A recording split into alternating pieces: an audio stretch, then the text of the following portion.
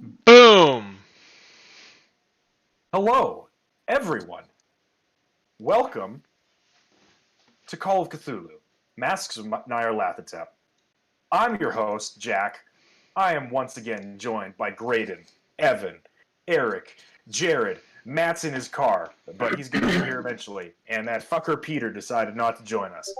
How's everybody doing tonight? Good. I'm hanging out. Yeah. Jerry in the driver's seat. Jerry in the driver's seat. Matt in the driver's seat. Yeah, okay. So, guys, I gotta tell you, I am really looking forward to playing some more Call of Cthulhu. I have been enjoying it a lot. Oh, okay. Well, all right. Well, I'm here fuck me, I because guess. of All right. obligations. Yeah, campaign over. We made it. Hey, those and, words still hurt, Jack. on this our day, this is effectively the 1 year mark of us playing the campaign. This is our 26th session. Since we play once every 2 weeks, and there's 52 weeks in a year, this is effectively our 1 year anniversary of playing this campaign. I think Oh we my actually God. started. We actually started on I think the 23rd of June or something like that. So we're a couple weeks off, but we're basically at the 1 year mark.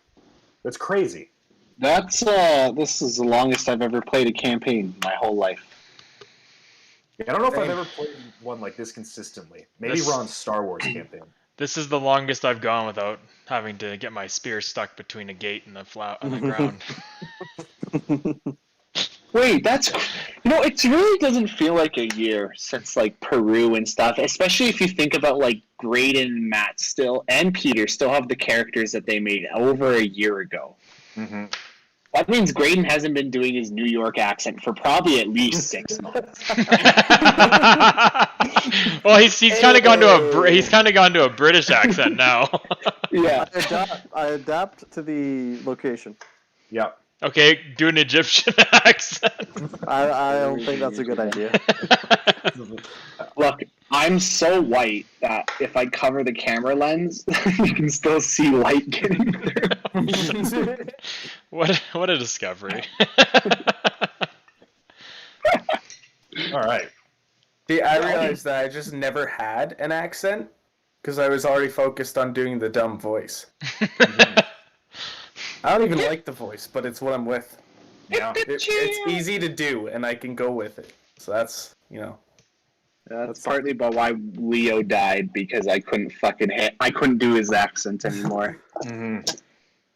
It was easier with Celeste when I had voice lines to read. Yeah. That's very fair. Well, if you guys remember, we got to Egypt 2 sessions ago, and last session was our first time in Egypt.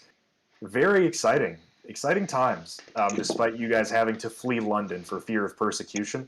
I think things are going to go well. I think there's going to be less murder of the nobility. I think there's going to be less arson, like there was in New York, and also a little bit in London. I think things are moving up. I think we're going to do well this time around.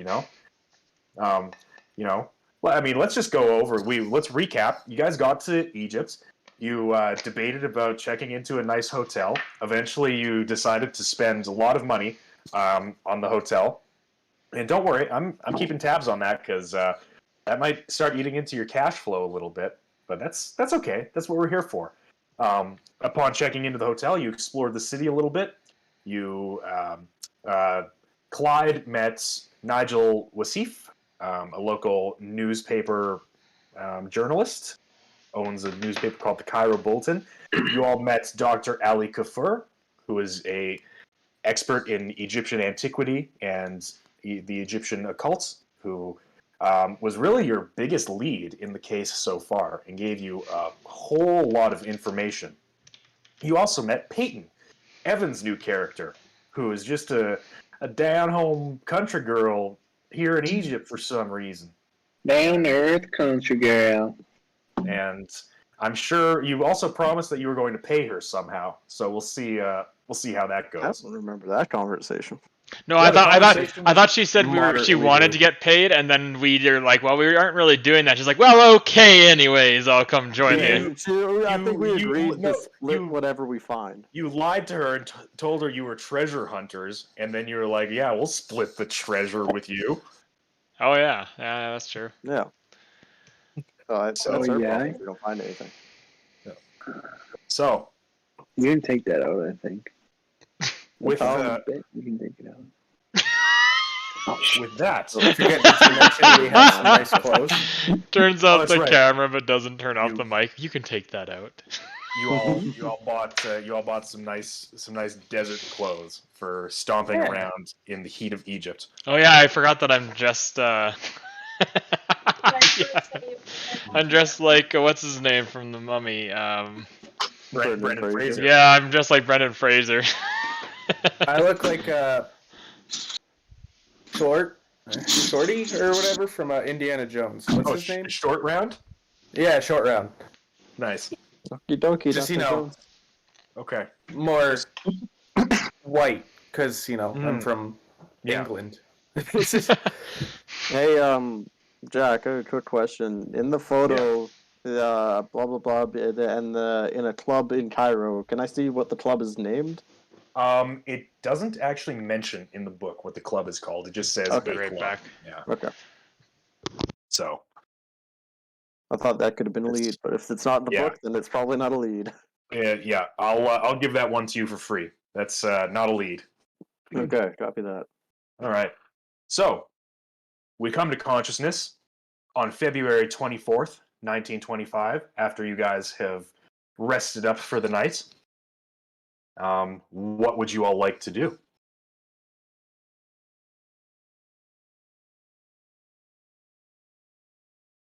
Let's not all Well- speak at once.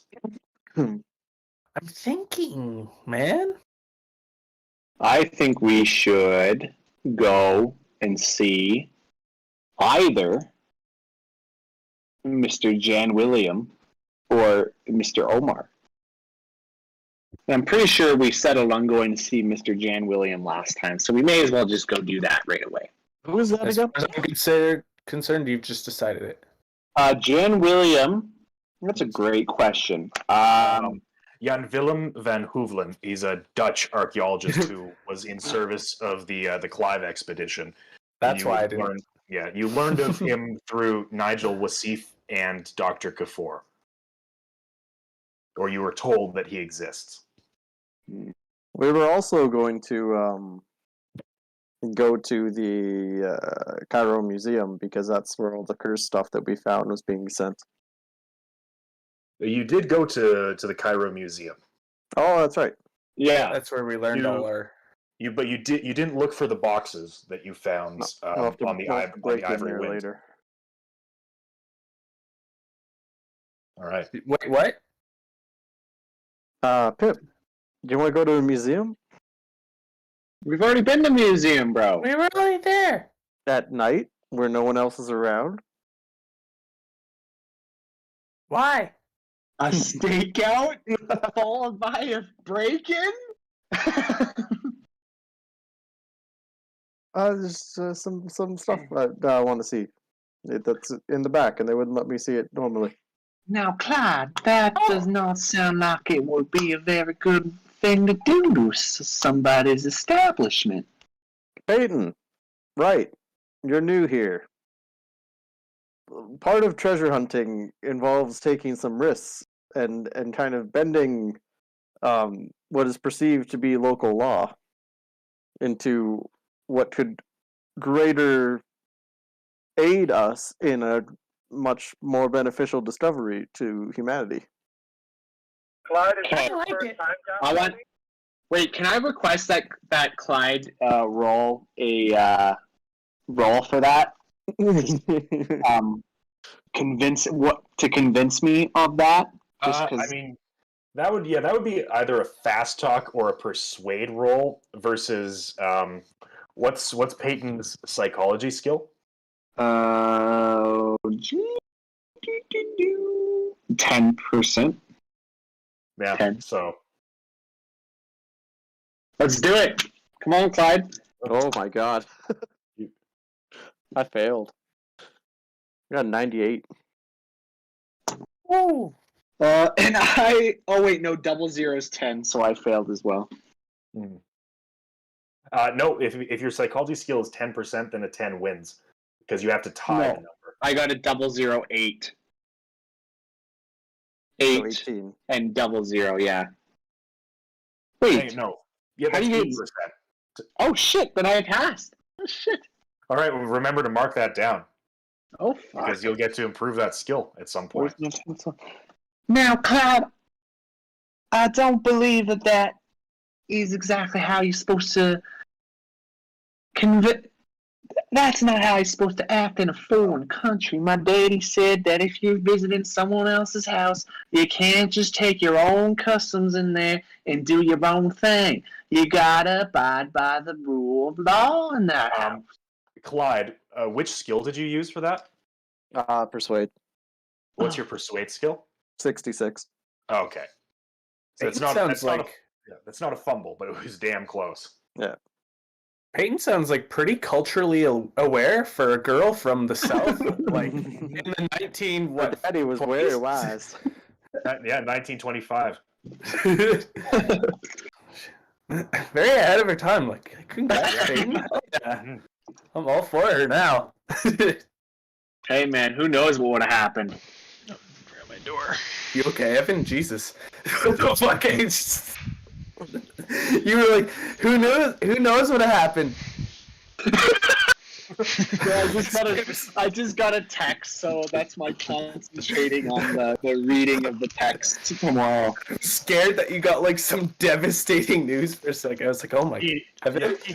He got a text message that just said, "I know what you did last summer." Oh fuck. All right. Well, Peyton, where you're from, maybe. But from where I'm from, and from what I have dealt with in the past, not so much. You do what you can sometimes to get results. Well, honey, I don't think that's the right way. I think there's got to be another way that we can figure out what we're doing. Right. What exactly are you trying to do? I think maybe we should get your feet wet a little bit, in a sense. Maybe we should go somewhere else and we can learn some Why are things. you avoiding the question? What Because- exactly do you want to sneak into the museum for? Anything I tell you, Sugar, is you ain't gonna believe. Alright? My name Why- is Peyton, sweetie, not Sugar. Excuse me. Oh, Why are we sweet. sneaking into the museum?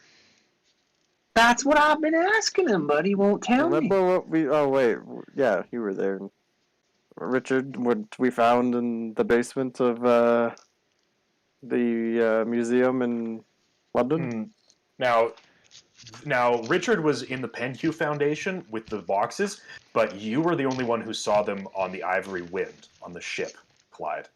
I think you I managed- mentioned that to everyone though. You might have mentioned it, but it really only had any significance to you, I think, at the time. Well, Anyway, I saw those same crates on a ship destined for this museum.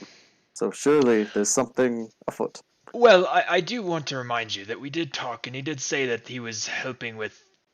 They had been talking with the Penhew Foundation and Mr. Gavigan with regards to the current expedition going on over here, or excavation going on.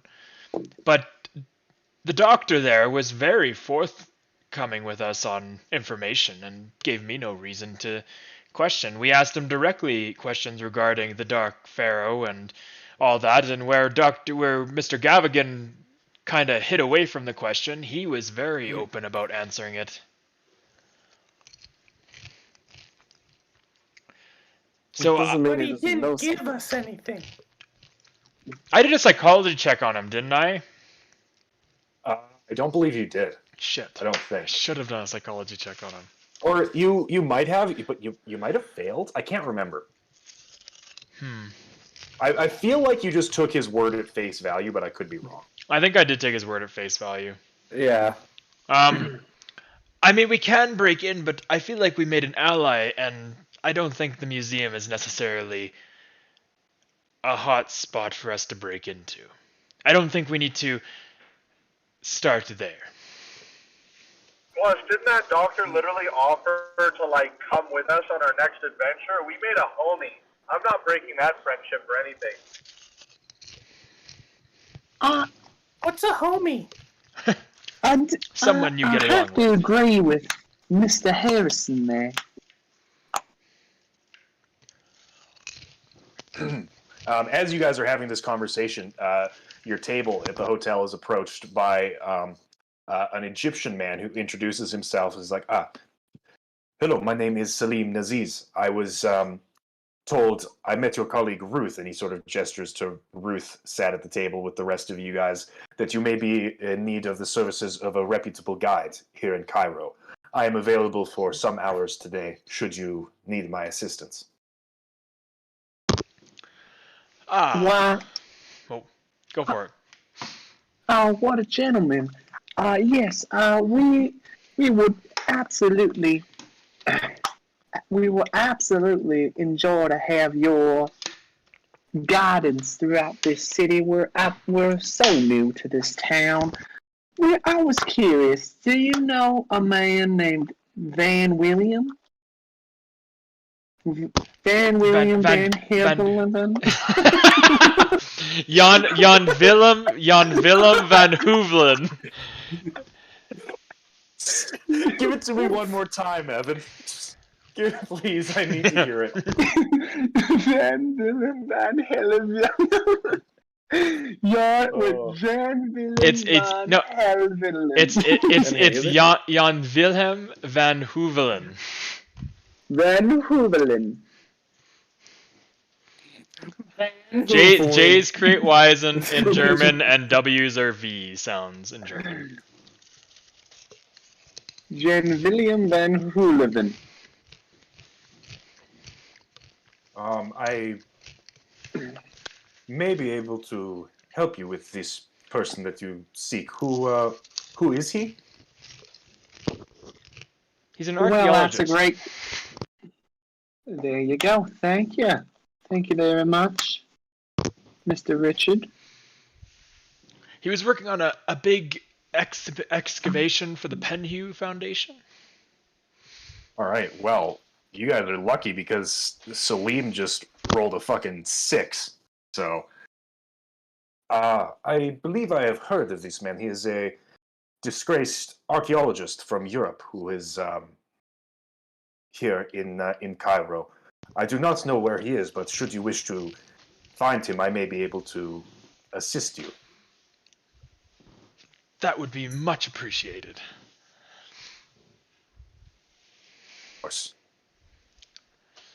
Just to bring you up to date, there, Clyde, we have decided that we made a friend in the museum, and we're not going to go break that friendship immediately the first night after creating that friendship. I'm just saying. We Did should at that least young- ask to see the back room. I'd like to. I marked the crate. I'd like to see if I can find that crate. Well, the doctor did say that if we needed any help, we can always go back to him. So we can easily go back and ask to see if we can have access. Did you say this William guy was part of the Carlisle, or was he part of the Penhew excavation. Penhew excavation. I believe he was with the Clive expedition here in town. Yeah, the Clive, that's the one, yeah. If you wish for me to search for this man, I can put word out to some of my contacts and see if I can find him. Well, I think that would be wonderful. What do y'all think about that? I wouldn't mind getting to talk to this gentleman. We did find that telegram, if you remember, in the Penhew Foundation that hinted towards the Clive expedition. And he was on the Clive expedition, so I feel like being kicked off that expedition might be beneficial to us. All right. Salim has an hourly rate of 10 American dollars, which is expensive. But based on what the hotel has told you, he is an excellent guide. So if you can spare the 10 American dollars per hour, then it may be beneficial to you. Spend that cash. Let it flow. Excellent. I will see if I can track down this Mr. Van Hoevelen for you. And where can I find you? Should I find him? Well, I guess that's a question of what we're gonna do next. Well, I believe Clyde is very concerned about the museum, so we could always go see the doctor again and ask to see, so we can put Clyde's worries at rest. Yes, Steve. I will go meet my contacts, and perhaps I will see you at the museum. If I do not find you there, I shall come look for you here at the hotel, or I will leave word with your concierge. Thank you very much. Thank you, Sugar. I appreciate it. Of course. And Salim walks away from your table. I guess that's something we could do. We could go to the museum and ask the nice man just to see the stuff instead of breaking in.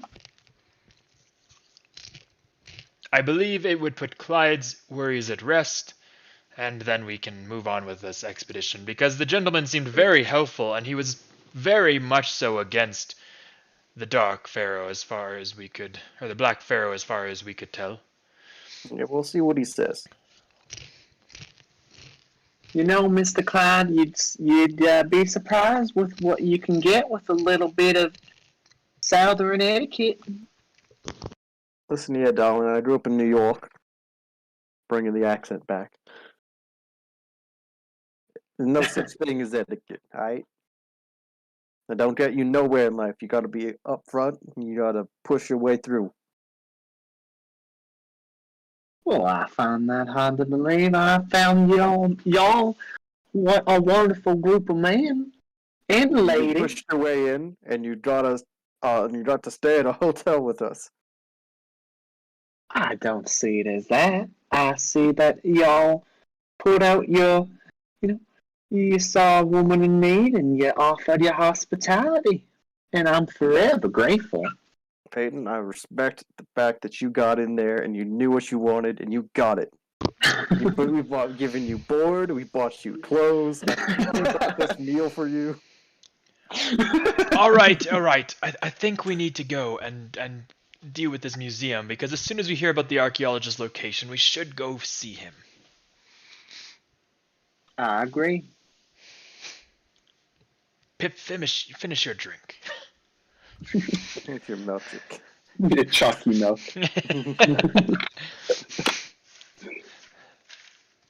All right. So you guys are going to finish breakfast and head back to the Cairo Museum? Yeah. All right. So you finish up and you walk a few blocks north to the museum. And, pardon me, without much difficulty, you once again find Dr. Kafour, who is there just milling around doing his typical business. Ah, hello. It's good to see you again. Hello, Doctor. How are you doing? Quite good. Can I help you with anything? It was only yesterday that we spoke. Well, Doctor, my companion here, Clyde, had some.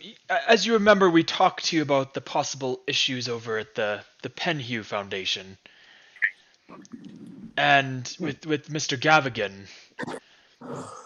And my yes. companion Clyde here is concerned that you possibly might be involved with Mr. Gavigan in those not so great affairs. I reassured him that you were not, but he's quite adamant about making sure. You see, we've had some interesting issues in the past with people, and Richard, if you want, I will let you do like a post, like a psychology roll for yesterday as well to sort of see the read that you got on him. Okay. Since I know you were kind of curious about that. Okay, I'll do that right now. That is just a regular success. Regular success.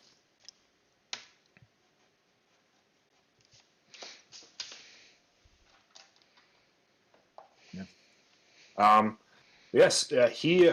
From what you can tell, Dr. Kafour is telling you the absolute truth and is really not shied away from the truth whatsoever. Oh, excellent. Insofar as you can, as far as you can tell. Okay. Well, as I mentioned yesterday, the Penhew Foundation and Edward Gavigan have always been upstanding colleagues to the preservation of antiquities here in Egypt. But I assume you have your own concerns with them. But I would be happy to ease any issues that you may have with my institution or myself. Of course. Clyde, how would you like to go about this? Making a lot of accusations there, Doctor. Listen. There was not this doctor that I'm with. I saw some crates with some questionable things shipped inside them, destined for this museum. Have you received anything that you weren't expecting, or things that you don't necessarily display? Where did you find these crates? On board a ship. I have the name of it somewhere. It's the Ivory Wind, the name of The ship. Ivory Wind, destined for your museum. Not well. Actually, let me make a roll for this.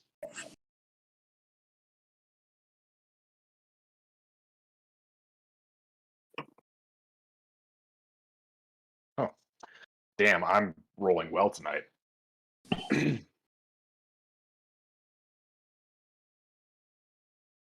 I believe I have heard the name of the ship, perhaps passing through Port Said at certain intervals. I believe it is just a merchant ship, to my knowledge. I would not have received any shipments, to my knowledge, here to the museum from such a ship. What were in these crates that has caused you such alarm? What was the statues, right? There were a bunch of different statues, like your little pharaoh statue that got confiscated from you. I'm super upset about that. Yeah, there was a really, really large statue of what appeared to be like a really large, like sort of fat lady with like a straw hat and tentacles coming out. There was a small statue of what appeared to be a squid-like creature with little dragon wings. Those were the two main ones, I think. I'll describe all that to him, like a bunch of statues matching this description. You know, things that you don't typically see in museums. I'm not familiar immediately with these descriptions, but you are more than welcome to look through the collection and see if anything of. Can I roll a psychology roll on him? Or yeah, sure. For that? Yeah.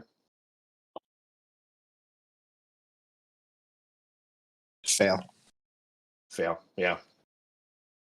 Sorry, I can't hear you, Jared. I said, I was gonna jump in on that as well. Sure. Yeah. I'll let you do that. That is a hard success. Hard success. Yeah, he seems to be telling the truth. Okay. I don't need to do a roll on Dr. Kafour because I bonded with him on a soul level, so I trust him with absolute confidence. Didn't you say like 3 things to him? No, He's soul we had a very bonded. brief conversation. He put his hand on my shoulder and comforted me over the loss of my friend Jackson Elias, who you didn't even know, Richard, so get out of here. Damn. Truth being spilled. Damn. All right. But is there anything else I can perhaps help you with whilst you're here? I believe looking at the collection in the back should definitely ease his conscience. Yes. Let me see where you put your recent arrivals. Make a persuade roll. I'll give you a bonus die since you've been helped by the rest of the party.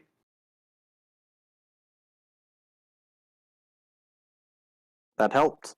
That persuade helped. Hard success. Hard success. All right, yes, follow me.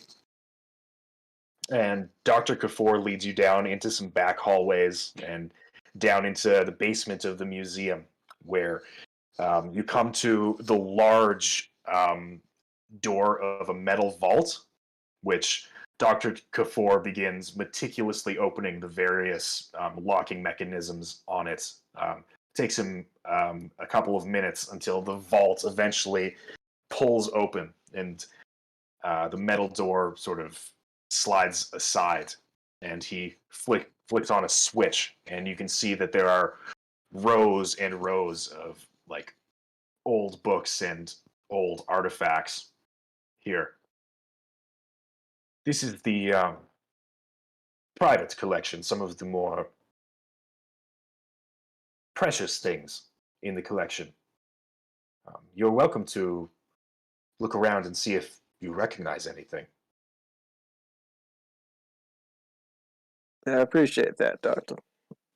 As they go off, I'm just gonna kind of like go over to Dr. Kafour and be like, I do apologize for this. I tried to convince him everything was good, but he's very concerned.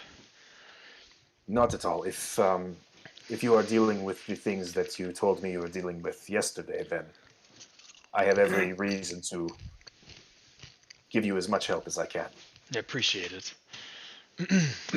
You're a real one, Doc. Yeah, I'm gonna look through anything that looks like a new arrival or anything that looks spooky in general, and I want to look for the trait that I marked. For sure. Yeah. Okay. So, make a spot hidden roll for anyone who's searching the archives. Make a spot hidden roll for me.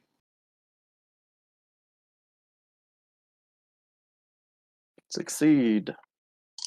I'm a young boy. I'm just looking around. I got another hard success. Hey guys, no bullshit. I can even turn on my camera and show you because I haven't switched to my computer yet.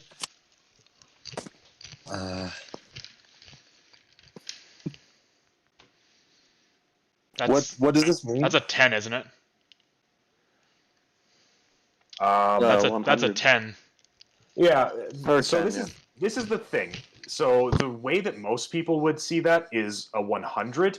I rule that as a 10 because I prefer to add the dice together as opposed to like use more abstract methods. So I use in my head that's a 10.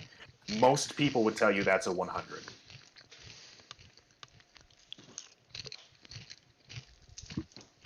So for our purposes, we're treating that as a 10. He looks Which very I'm assuming concerned. is a success. Well, it would have to be. It would have to be a 10 because if 0 is a 10, then there'd Exactly. be 2 ways to roll 100 in this game.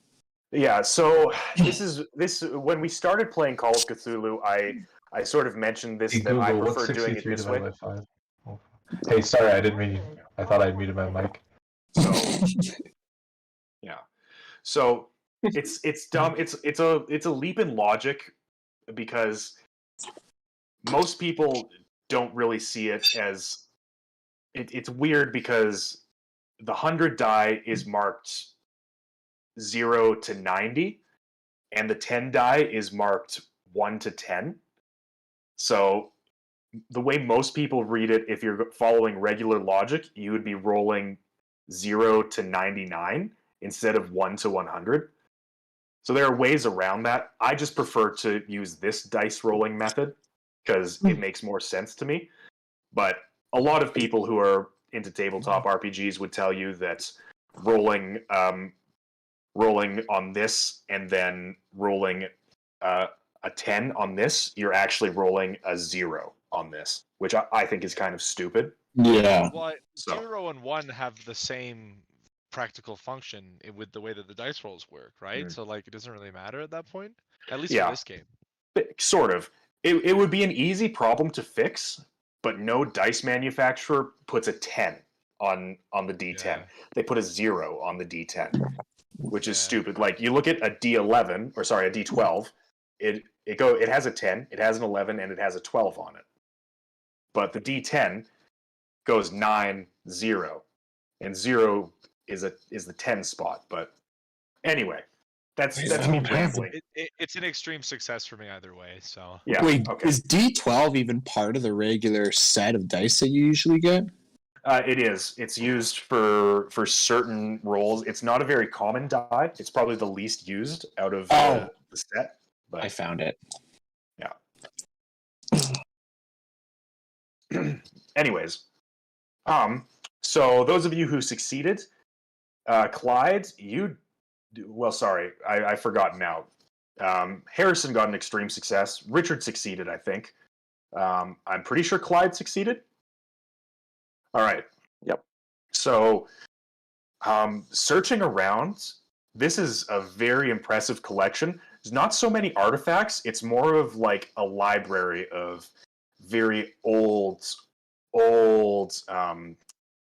pieces of literature. There's a lot of scrolls written in Egyptian, a lot of old books written in languages that you don't understand.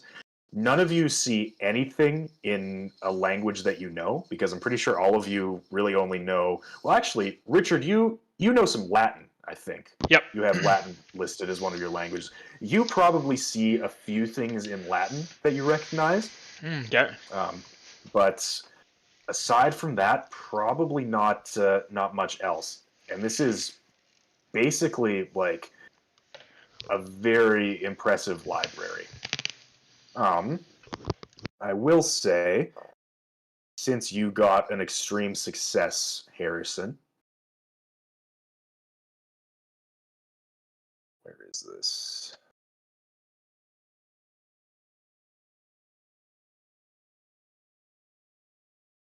There is a very interesting looking set of scrolls, which are kept in black leather cases. They are written in Arabic, and you do not know what they say, but they are very interesting looking. Doctor, tell me more about these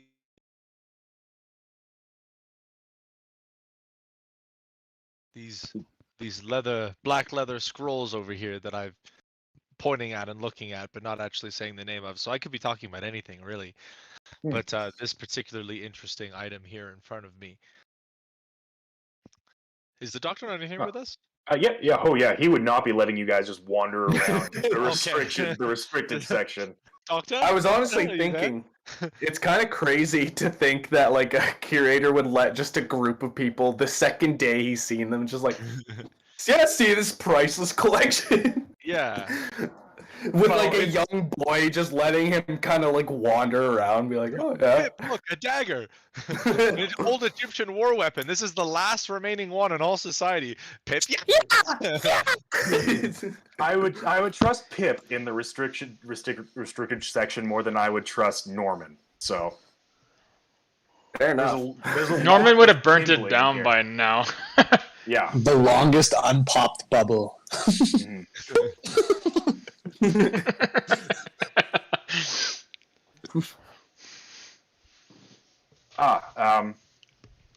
This is a 9th century recreation of an ancient tome written by an Arabic scholar named Abdul al-Hazrad. It's a recreation? What happened to the original? The original, I believe there are some copies remaining. It is a book that is not well known unless you are one who studies the nature of the occult. It is the original name that is known in English is the Necronomicon. The Necronomicon, you say? So someone that would be able to read this may potentially get some very pure but very dark information, correct? Perhaps. This is the basis of most of my knowledge of the Black Pharaoh, which I told you about yesterday, as I have studied these scrolls I see. extensively. The person who likes books almost as much as I do, being an author who's made his fortune off of them, come investigate these books with me, please. Scrolls. Written material. Very interesting. And what does this pertain to the Dark Pharaoh, the Black Pharaoh? Oh, his reign is chronicled in parts of these scrolls here, as are many other parts of ancient history that some would see better forgotten. Would you mind translating his part of the scroll? I could attempt to. It would take me a very long amount of time to do so, but if you wish to have an English copy, I could make an attempt.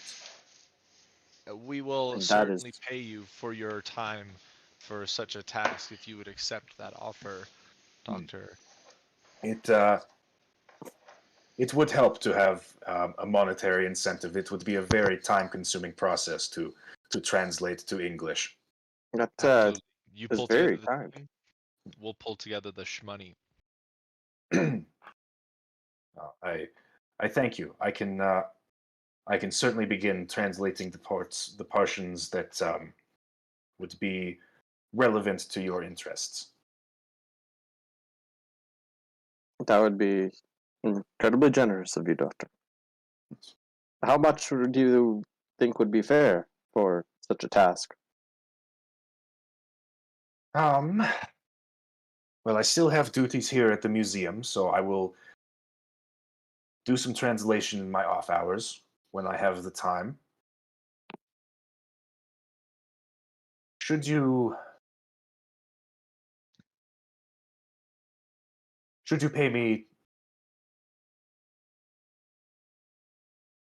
20 American dollars per hour for the service, then I would be happy.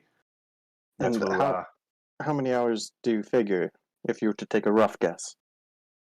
I cannot say. It would be a number of days if I devote much of my time towards such an endeavor. And to be clear, you do not want me to translate the entire text, only the sections relevant to your interests, correct? Yes, that is all I require. Of course. What Clyde said. Look how big this is, Harrison. It would take him years to translate the whole thing. I feel that this man would benefit from translating them all into English, because then he has something to actually gain from this. But like, that, oh dang! I haven't. What wouldn't, seeing as he's from Egypt and these are translating hieroglyphs, he's technically translating it for. He already can read it to translate it. Thus, it's not really benefiting him. It's actually not going to take him as long as because it's actually written in Arabic. So if he was translating from hieroglyphics, it would probably take longer. Okay. So he's basically just translating his mother tongue, although a very archaic version of it, to modern English. Mm-hmm. It's just, yeah, like, I kind of want to see him translate all the books, because then he has something to gain from that, but like that would take longer, and for really all that's relevant to us in our world of investigating, kind of want him to just get shit done. So yeah, he's also he's an expert in this, and he speaks a lot more languages than you guys do. Like, it's no benefit to him to translate this to English. That's why I said I was like, Well, I was thinking like that there could be some profit off it. Look, guys, I've made a lot of money selling books, and I just think that if we had a translation of the books in English, Doctor, I keep forgetting his name. I know it starts with a K. Help me out. Dr. Wait, you Kafour. wrote a book? Dr. Kafour. None that you would know, young lad. Except a children's book that I'm about to write called A Promise to Keep to a Beloved Friend. Coming soon to bookstores. Anyways, Dr. Kafour. You can't let him read that. Yeah. Anyways, Dr. Kafour, I very much appreciate you offering to do this for us, and we will make sure that your time is compensated by your request.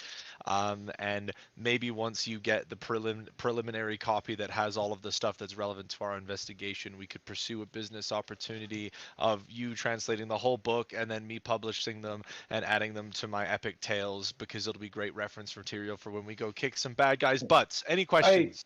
I have no problem you- translating the portions relevant to your interests, but I do have a job, and also the contents of these scrolls are unsettling and very ancient and powerful, and I would not want them in the hands of the general public. Yes, Did you I did forget also- about that detail. Harrison just admit to, or try to get away with, like, the oldest form of plagiarism and theft? I'm not saying Fucking imagine!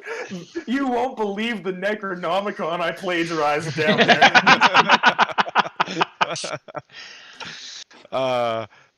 Well, okay. I mean, there's no denying that I might twist a couple of facts. Like, for all of the future readers at home, I might have read the Necronomicon front and back and gained its infinite power and used it to protect my friends. But, I mean, let's just work out, the actual present and the actual story as it's going to happen first before I write it incorrectly in my book. Any New questions? Dad, what is Harrison talking about? New dad. I assume you're going to talking to Richard there, and Richard might have an answer for you. Yeah, new dad. Sorry, Richard hasn't learned to respond to new dad yet. That's what's going on here. this is new dad. And this is I need to find out. So this is within its response to Harrison's books. You really have to think about this one, huh? Yeah. Now, Harrison, I really don't think that this is going to be helpful to us. So why don't we just drop He it? already rejected me, okay? Can you stop rubbing my nose in it, okay? He's going to translate the stuff that's relevant to us. We're going to use it on our merry ways, and I'll see dollar signs in my eyes. Harrison, are you even going to read the translation? I would What love to was read the the last book that you read? the last manuscript of the most recent book I published. You won't believe what happened down there. Harrison, I don't even believe that you write your own books. You probably have a ghostwriter, and you probably have an editor who reads your books for you. Have you even read your own books before, Harrison? Counter question, Peyton. Have you ever gone into a publisher before? Do you know the department of words that you're speaking in? My name is Harrison Dodd. I've published a great many books. I'll pull up the whole goddamn anthology for you right now. I got it all written out here on paper. I'll pull it all up for you. I am an established author who knows about the process. And I don't need you. I'm behind Harrison looking at Peyton like... We're taking up enough of the doctor's time, I think. He has work to do and a favor for us to complete. And so now you I will put it. How much is he charging again, Jack? He's gonna do 20 an hour. Yeah, $20 an hour. All right, To I'm gonna translate that? I'm gonna put That's down. a $20,000 job. He's translating an ancient Arabic set of scrolls into English for you people. I'm not saying his price is for him. ludicrous. I'm saying us paying that is ludicrous. It's Well, useless to us. You can make a persuasion check to try No, and knock no. it down. I'm gonna be good in good faith. I'm going to give him. What is my spending level? 50. It's a new day, right? This is like after we bought clothes. Yes, yeah. All right, I'm gonna give him $50. I'm gonna give him $50 up front, just in like good faith, because he's doing such a kind favor to us. Oh, well, thank you. I appreciate this. This man No. must be so confused. No problem, Doctor. I also just took a look at his credit rating, and he's doing okay. Good for him. Yeah. Well, I will begin translating the pertinent sections on my lunch break then. Make sure Was there you- anything else I could help you with while you're here at the museum? Well, I was curious. You mentioned that you'd be willing to come and help us on our adventures from time to time.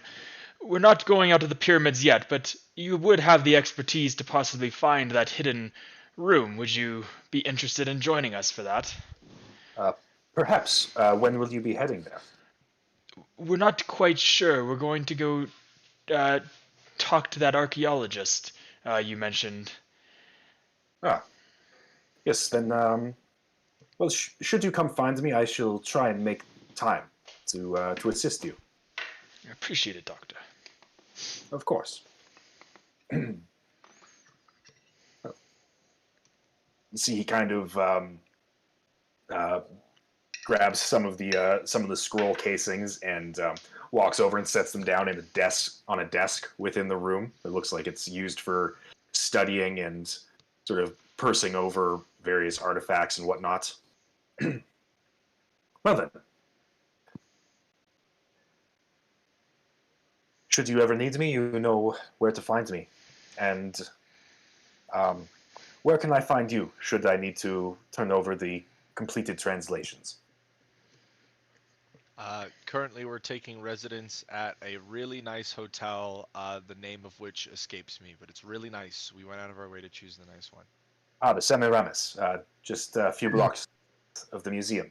I know it well. I shall try to find you there.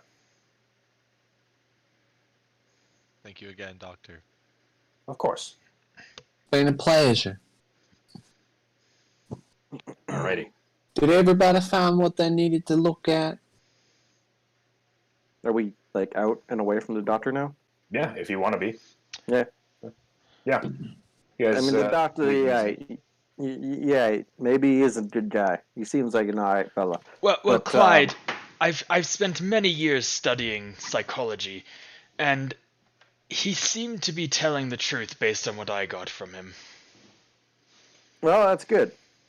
I don't know why you had to bring up all your smarts and your studies and all that shit, but you know what? That's good. Well, because you seem to not believe me when I say someone's a good person, so I'm adding reinforcement to my opinion. For myself, you take your own eyes on a piece of projects, and you can make your own conclusions. I mean, Clyde, if I'm taking you on my first... Boys! Let Mr. Clyde say what he was going to say here. Or fucking, Richard. I held back my reaction because I knew that you would realize. Anyway. I know what I saw on that ship. Something was supposed to come to this museum. It was intercepted somewhere, because I didn't see it in there anywhere. I didn't see anything that was supposed to be sent. So I think there might be someone dirty at the port, and these things might be going somewhere. I was going to say they could be using the museum as a cover so they can get the boxes They could get them imported to the new world. Yes. Pirates! My daddy used to do the same thing. He'd send a whiskey barrel to the town next over, even though it's the Prohibition down there. Or is it or back during the Prohibition days?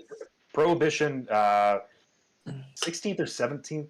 One of the later amendments was ratified, I think, in 1918 or 1919. So yeah, Prohibition has been going on for about 5 or 6 years at this point. Okay, so we're in Prohibition. Yeah, my daddy would send a cask of whiskey to the town next over from my uncle, and he would put on it that it was collected evidence for a police investigation. And on the way to the next town over, my uncle always knew to be on the road at a certain time, and he robbed that carriage and stole the cask right off it. And that's how they moved whiskey back and forth between the towns. You ever Hey, thought robbing it? I have so many questions. Was your daddy a lawman? No. How is he labeling police evidence? Well, we got a label maker.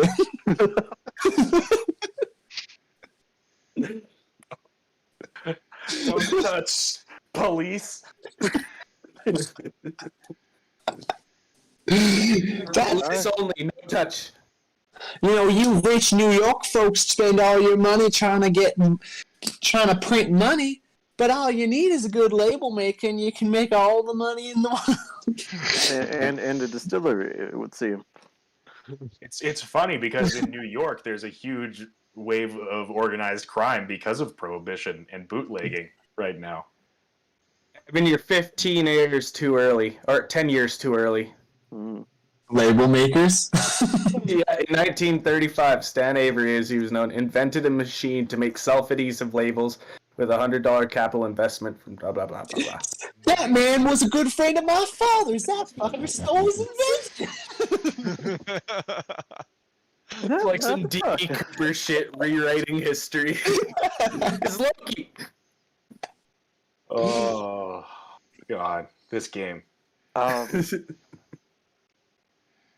Well, Peyton, I mean, not that long ago, you were schooling me on the moral dilemma of doing bad things, and here you are, a family-run bootlegger. Now, Clyde, I believe it was... I don't actually know. Maybe Abraham Lincoln that said that the sins of my father are not mine. Now, my daddy did that, but I had no such part in that. You just hung pigs off cliffs. That was an accident. As you guys are having this conversation, Salim approaches you. Hello. I thought I may find you on the streets by the museum. I have good news for you.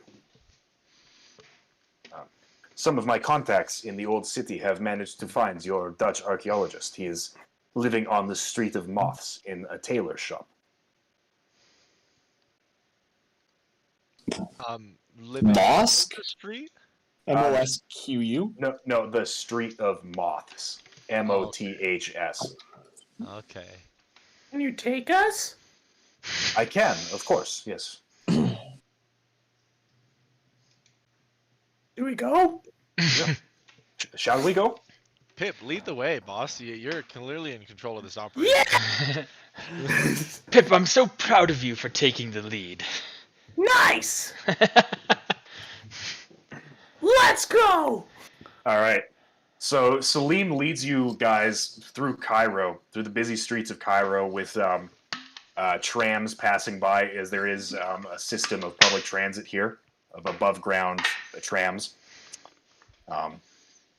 And you eventually get to the old city, which is sort of a more poor section of town. You guys have mostly spent your time on the waterfront, which is a little bit more upscale, but you getting into some of the more squalid places of the city. Richard is someone with a medical background. You see people with various diseases and unfortunate medical maladies, which New York stank. Well, you see, Clyde, there's a lot of disease that goes through Egypt, and it's a different situation than being over in the U.S. Hey, well, none of these bums best not touch me. Damn. Seen a side of Clyde that I didn't know Clyde had. Clyde's got some attitude today. Clyde does have some attitude today.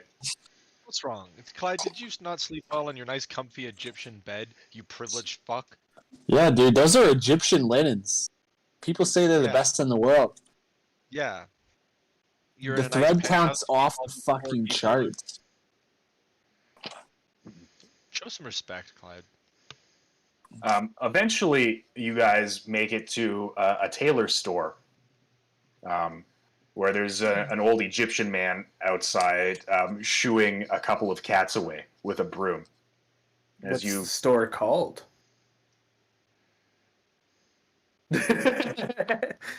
Is famous for this. Tailors are us.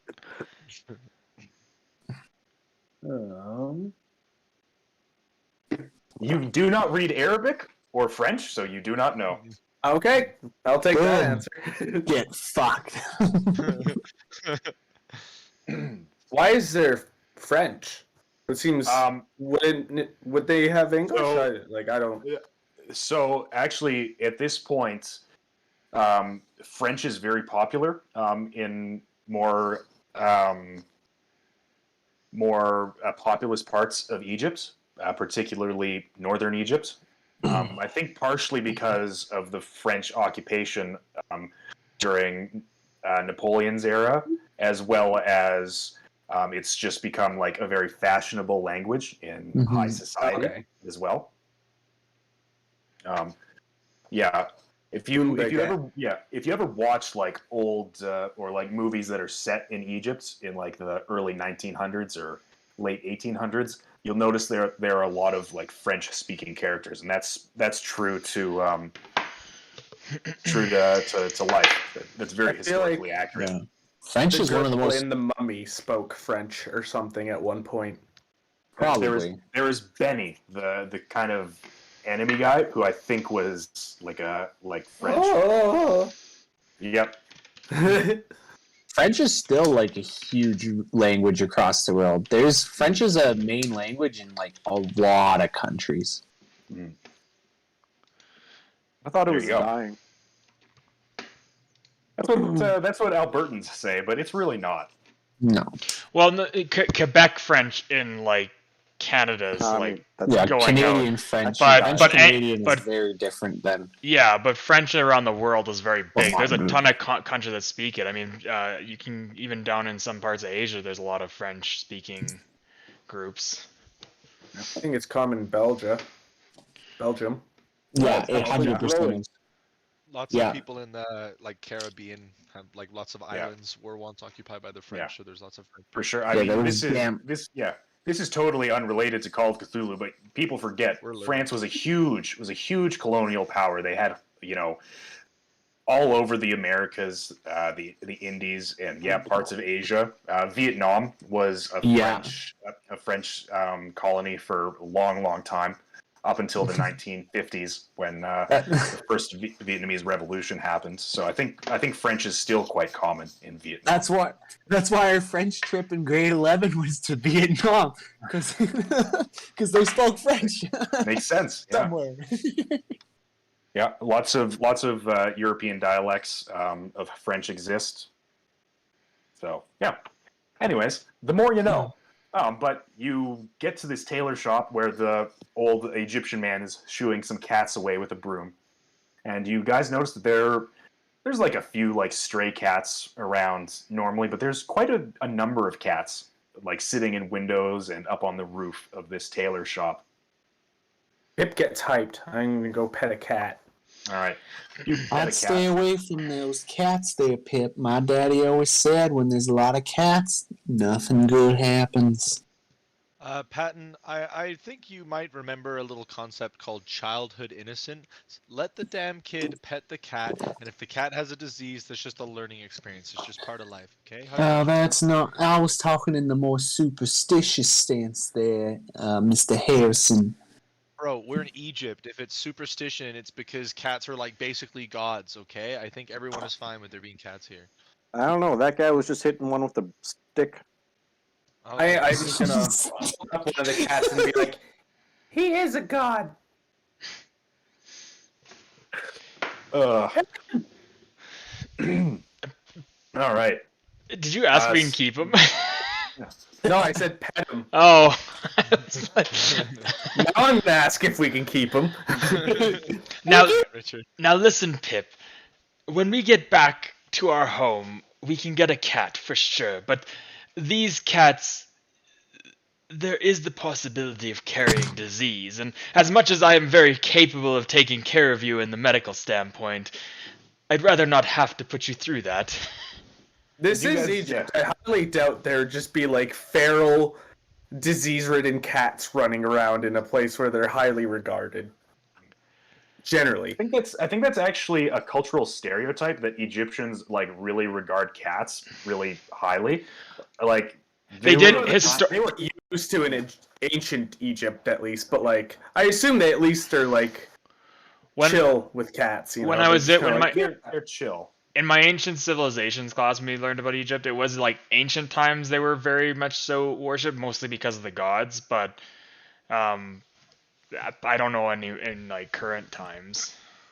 and I assume they're used as rodent like pest control.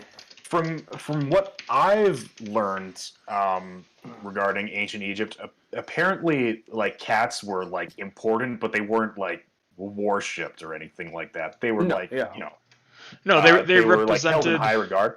But like I think even ancient Egyptians often liked dogs as much as they liked cats. But anyway, that's neither here nor there. As you guys are petting cats outside of the tailor shop, Salim has a conversation with the old man who seems to run the place, and Salim comes back.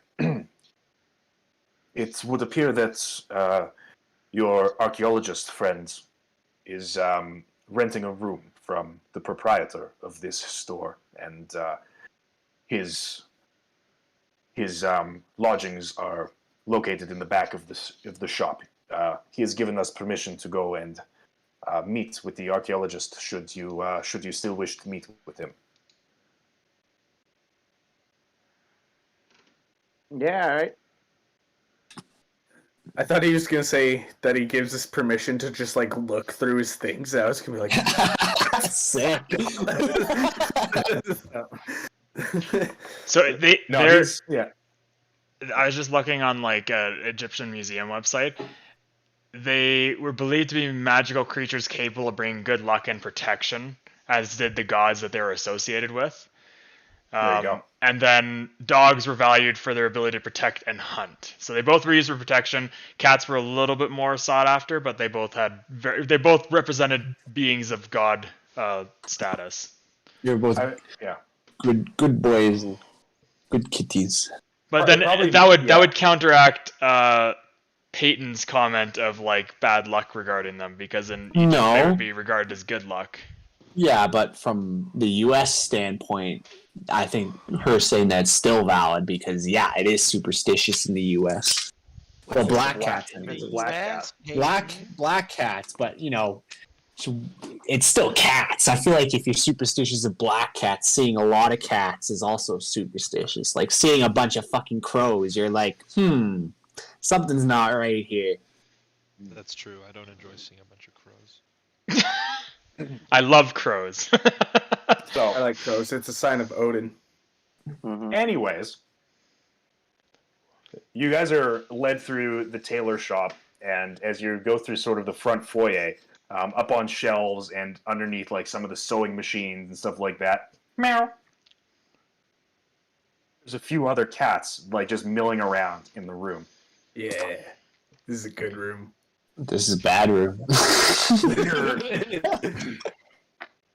You're led into sort of a back hallway where you're led down to a door, sort of a dingy door, where there's a few more cats, like one sitting in a windowsill and one like pawing at the door a little bit.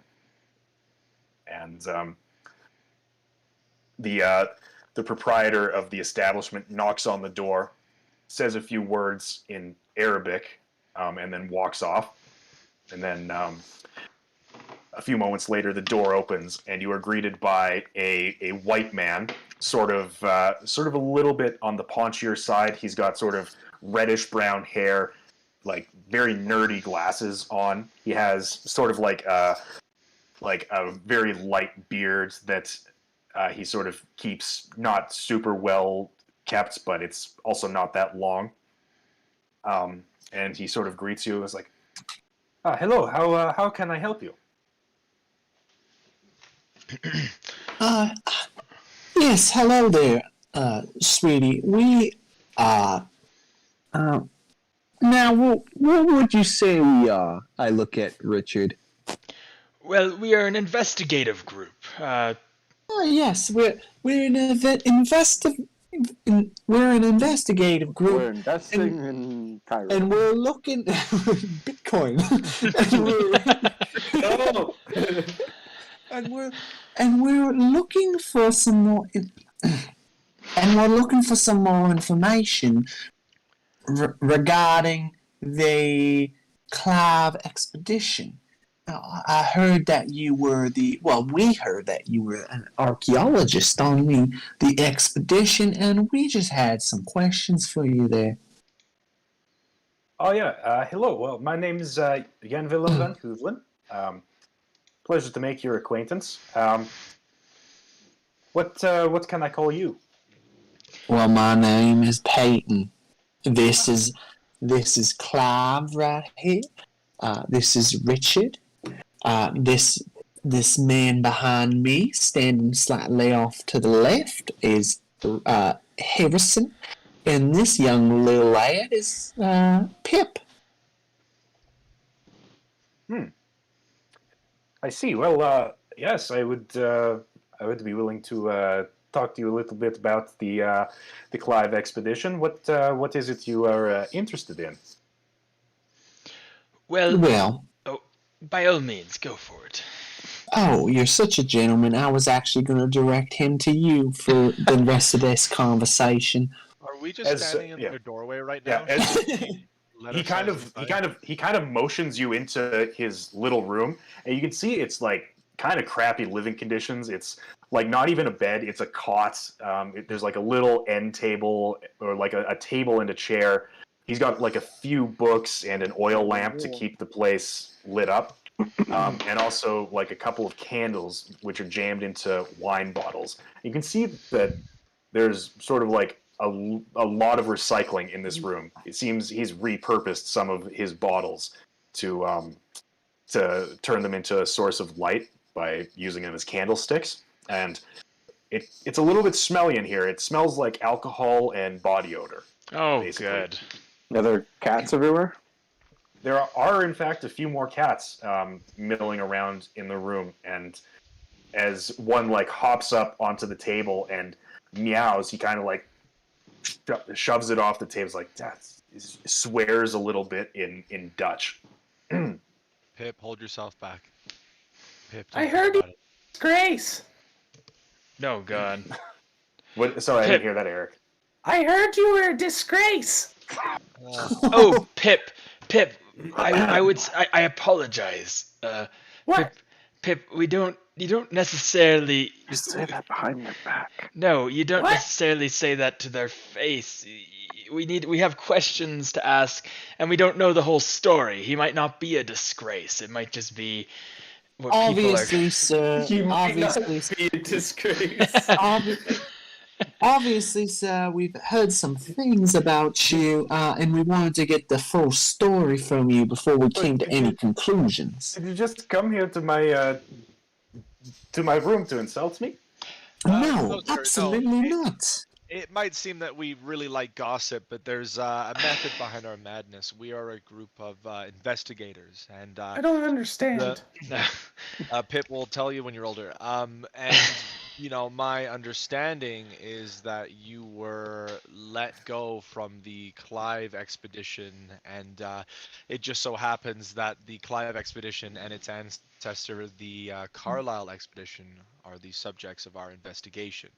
And if you had any information that you could potentially tell us, I think that with what we know about them so far, the fact that you were let go from them probably doesn't have a good story behind it.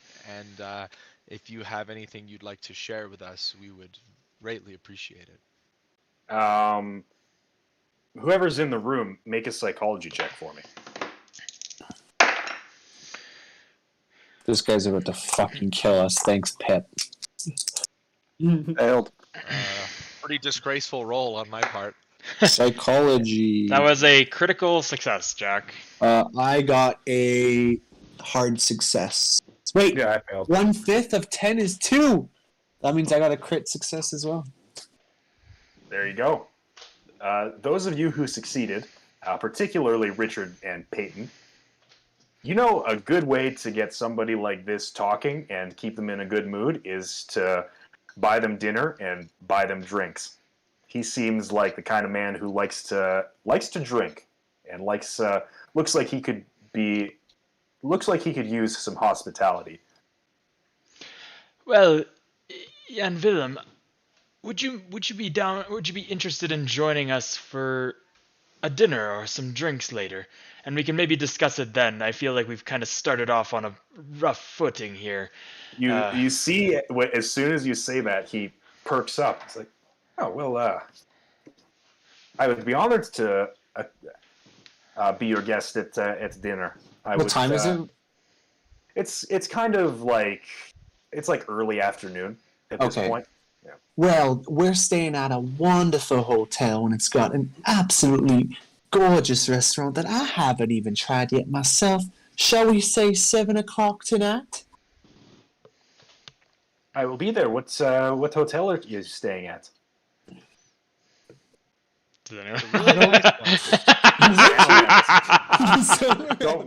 Don't worry.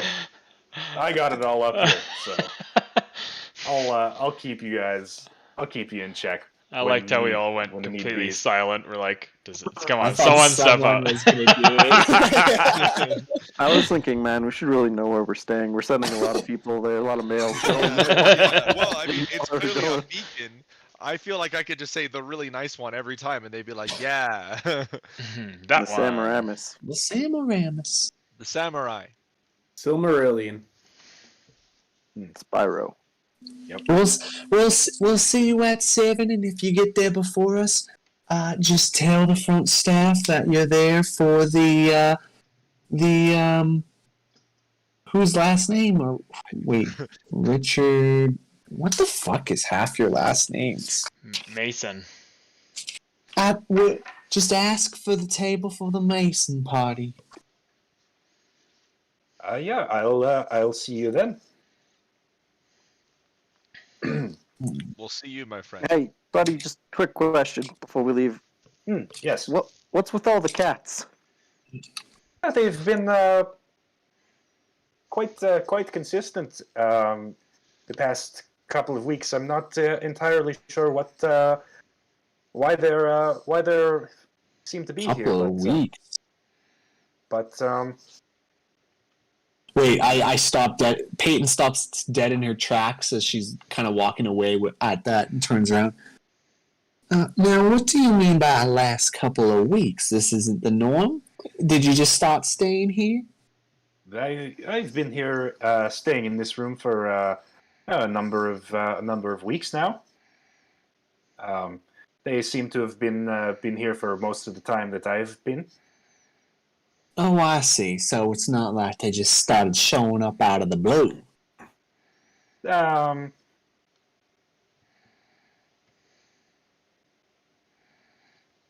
don't have his stats right now. They just seem to be drawn to the tailor shop here. Cool. Anyways, the Bananarama Hotel, dinner tonight, 7 p.m. See you there. Bananarama. All right. I look forward to having dinner with you all. Peyton, I swear to God, things about cats for the rest of this trip, we're gonna have a serious falling out. As soon as we leave the tailor shop, I'm gonna do like a lap of the block in the building and just see if there's like a concentration of cats going to one. Like, is there just a bunch of catnip planted around here? Or? You don't even have to get down the block before you realize there are so many more cats around the one building than there are anywhere else. See, I'm going to turn to Harrison after, like, I'm assuming we're outside at this point, kind of like congregating for a post, a post meeting with Van William. Is it Jan William or Van William? Van William. I'm pronouncing it Jan Willem. Jan Willem. Because a J in German is a Y sound, Evan. Yeah. And Dutch, I mean, Dutch is a dialect of High German, so I'm assuming that it would follow similar rules. Okay, so we're congregating, and Harrison just said that comment about the cats, and now Harrison, I know you're frustrated, and you don't really like it when people talk about things that get you uncomfortable, but there's something odd going on here, and something just doesn't seem right with all these cats hanging out about. I don't know, Pip. Do you think anything's wrong? I'm busy trying to pet as many of the cats as possible. Think that's all individual you need to know, cats. baby. As I don't know, Richard. Well, as you guys walk away from the building, everyone except for Pip make a spot hidden roll for me. That is a regular looking success. for hidden cats. Oh, regular success. My God. Extreme success. 8. Spot hidden. I failed. Clyde, it seems like a small number of cats, like maybe one or two, have sort of like caught interest of you guys and are following you down the block a little bit. No. Away from, Would I have away noticed from that the- with my regular success too? Not with a regular success. No. Okay. Alright, I pay no mind to that. If they follow us all the way to the hotel, let me know. All right. Pip, we are going back to the hotel. Pip, did you invite all these cats to come with us? Well, you wouldn't have noticed it, would you? Oh, Pip, please! These things are so dirty. We do not want. We do not. We don't want them coming back with us. I do. We don't want no gosh darn cats coming back here, following us to the hotel. Pip, like I said, we can get you a couple of cats when we get back into London. Yeah. All right. So, is there anything else you guys want to do? Salim, as you guys are walking away, is like, well, if you have no more use for me, you can find your way back to the hotel the same way you came. And that will be 3 hours of work for me today. So that will be 30 American dollars that you owe Salim for today. Yeah, Sounds good. sure, Slim. Question for you. Why are so many cats back there? I do not know. It seems odd that there would be that many. Yeah, it does, doesn't it? Alright. Enjoy your evening. Of course. Should you need my assistance, you should be able to contact me through the concierge at the hotel.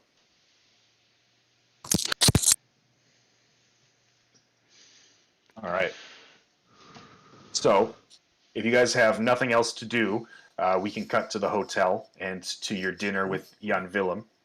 Or you can do some more stuff today since it's a couple hours until you arrange to have dinner. I have nothing else to do. I would like to wander back to the House of Cats and just walk around the building. I will come with and pet more cats. Well, I'm taking care of Pip, so I'm following.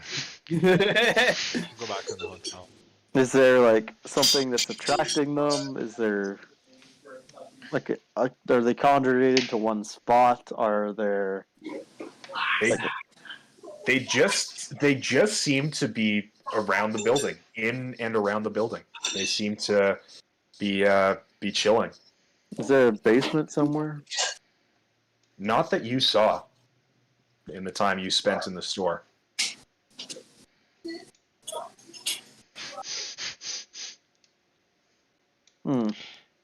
Can you guys tell me when Evan's back? So I just turned down his volume, so I wasn't picking up for the. I like how right there it sounded like something like broke, or he threw like a fork or something like that. He's like, fucker. They doing dishes right now? I don't know. That sounds like it. No. Anyways. So yeah, you really, it just seems like there's a lot of cats around this building.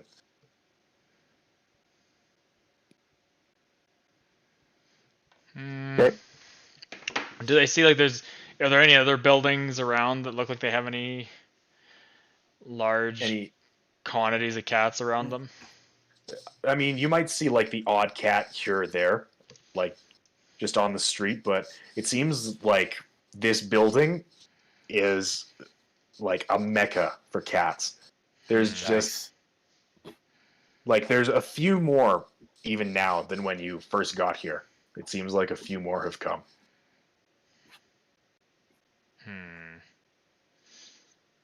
Is the tailor shop open? Yeah, it would be. Okay. I'd like to wander in. Does the shopkeep speak English? He does not. He begins. You walk in. He seems like a curmudgeonly old man, and he recognizes you from visiting Jan Willem, and he kind of begins saying some words in Arabic, and he doesn't seem very pleased. He seems quite annoyed. There's a few cats in the room. The cats, are they just everywhere, or is there a concentration of cats in a certain spot? It seems like he's doing his best to like get them out of the store when he can, but they're kind of just all over the place. Okay, I'll give him an American dollar, and I'll be like, why? He takes the dollar and kind of begins saying some words in Arabic, and he's like, and he like points down the hallway that you came from, down the hallway to where Jan Willem's room is, and it seems to indicate that it has something to do with Jan Willem from the gestures that he gives you. Clyde. Clyde. I like that use of like miming to try and talk to the shopkeeper. Take 4 more luck points. Fuck yeah! Interesting usage of your social skills. I'm going to once we step out of the building, I'm be like, Clyde, I have a thought. Yes. Go on. Jared, you can turn Evan back up now as well. Perfect. Is that really loud for some reason? It wasn't really loud. Just could hear you angrily throwing forks and yelling "fuck." What's that? It sounded like you were doing the dishes. Yeah, we heard it domestic. You burnt your food and you were pretty happy about it. We heard a domestic dispute, Evan. Yes. We were talking. She was showing me a huge alligator in Florida on her phone. I was like, "Holy fuck, that thing's huge!" Jeez, the microphone on this headphone thing is pretty fucking good. Clyde, I was thinking, well, most of us are having dinner with the archaeologist. Maybe some of us might want to investigate his room a little bit. I had a similar thought there, Richard. Don't tell Peyton. She don't like that shit. No, I've gathered that she's not very big into breaking into places, as I am not either, but seeing as this investigation could be very important or this specific investigation would be very important in figuring out some information on our archaeologist, I am afraid I feel like it is unavoidable. I'm starting to come around. I like that. So why don't you and Peyton smoosh up and get the old boy drunk, and me and Harrison, we can come back here and shoo some cats around. Pip's standing right there. Life sure is good, isn't it? What? Pip's gonna fucking murder you with the knife we got, Pip. He said shoe, not shoot. Oh, I thought you said shoot. No, I said shoe, I yeah. was like, Let's just go cause a disturbance in the middle of an Egyptian street. It's like you just walked into like the slums of Cairo and start killing cats. It's like, Yeah, that's great. you'll thank me later. Yes, I believe that would be a very good idea. I'll inform Peyton, just so she's not concerned, that you went to go talk to our contact at the museum. I wouldn't tell her anything about what we're doing. To tell her that me and Harrison went to check on the docks or something. Follow another lead. Okay. All But right. apparently her daddy told her, abide by God and society and all that shit. Well, Familyhood daddy. I'm a man of Daddy that science. took her out and made her leave to fucking Egypt, essentially. I'm a man of science. I don't quite believe that all of that is the case, but Yep. Peyton was a bad rancher, but an even worse bootlegger. Tried to sneak a cask of whiskey across the border, ended up hanging 5 people somehow. Okay. I thought it was pigs you were hanging. Well, she accidentally hung 5 people too while she was doing it. I just hung 5 police officers. That's what we call them down in the South. Pigs.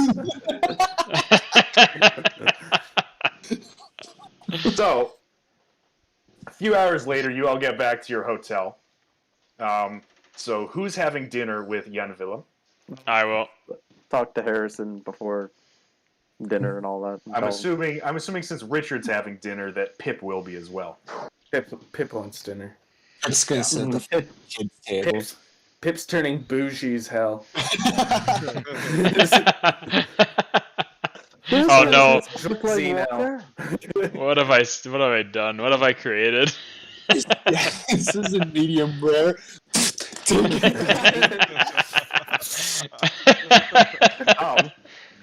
Clyde, since you had that better success on your spot hidden roll, as you get back to your hotel, you go up to the room to start getting changed, and your windows are open onto the beautiful streets of Cairo, and across the street on a rooftop, there's a cat watching you through your window. Is it this cat that I saw following us? It's just a cat. That doesn't look like I haven't seen this cat today. It looks like a lot like the many dozens of cats you've already seen before. Like rats in this city. He looks like Judi Dench. It's not a Judi Dench cat. No! This is Scrimbleshanks, the railroad cat. Oh, okay, that's fine too. All right.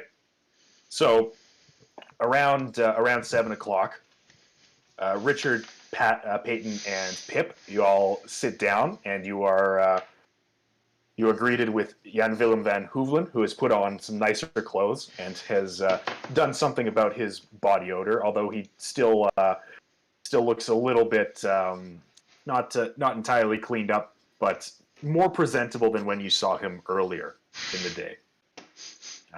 He sits down and he says hello to all of you all, and immediately orders some drinks. Mm-hmm. Evan, you have frozen. I don't know if you can see that. You can say like that though. Yeah, that's a pretty good one. Yeah. Sorry. He's a thirsty boy. It's not as good as the time I got caught doing the double handy. Yeah, that was a good one. Phone died and I got no camera on my computer, so No worries. We'll make it work. Okay. So Clyde and Harrison, you are going to make your way to the tailor shop to go investigate Jan Willem's room. Is that correct? Yep. And Okay. Clyde, can I just say thank you so much for inviting me along. I did not want to eat dinner with that guy. Was it the guy or was it Peyton? You guys seem to be button heads. You listen. I'm gonna do some critical thinking about my relationship with Peyton over this journey together. Um, but no, I just really excited to break into this guy's house. If I'm being honest. All right. Okay. So to see who we're gonna reconcile first, I'm gonna roll a d6 on a 1 to a 3. We're gonna do Clyde and Harrison first. On a 4 to a 6, we're gonna do the dinner party first. Okay. So, It's a 3. We're gonna do breaking and entering first. Oh. Now fill my water fucking then. good old Beanie. Hello. So, you guys, after making your way across the city, make it back to the tailor store. It is closed up for the night, but the old man is still behind the counter. He looks confused as you enter in again and begins saying a few words in Arabic once more. You do notice there are significantly fewer cats, although there are still a few. Interesting. Hey Harrison, can I borrow $5? For you, Clyde, anything. Here's Yeah. 10. Oh, okay. I take Harrison's 10, and I'll take 5 of my own, and I'll put it on the counter and slide it to the guy, and I'll just go shh. Okay. And then I'll You- head to the guy's room. You're sliding him 15 American dollars? Yep. Okay. He seems to be in a better mood now, and he doesn't say anything as you make your way down to Jan Willem's room. You enter into the same room, still smells the same, still has the same look about it. It is a little later at night at this point, 7 o'clock or so, so the sun is going down because it's February, but you've got a lighter, so you light some of the candles and turn on the oil lamp that he has in the room. Right.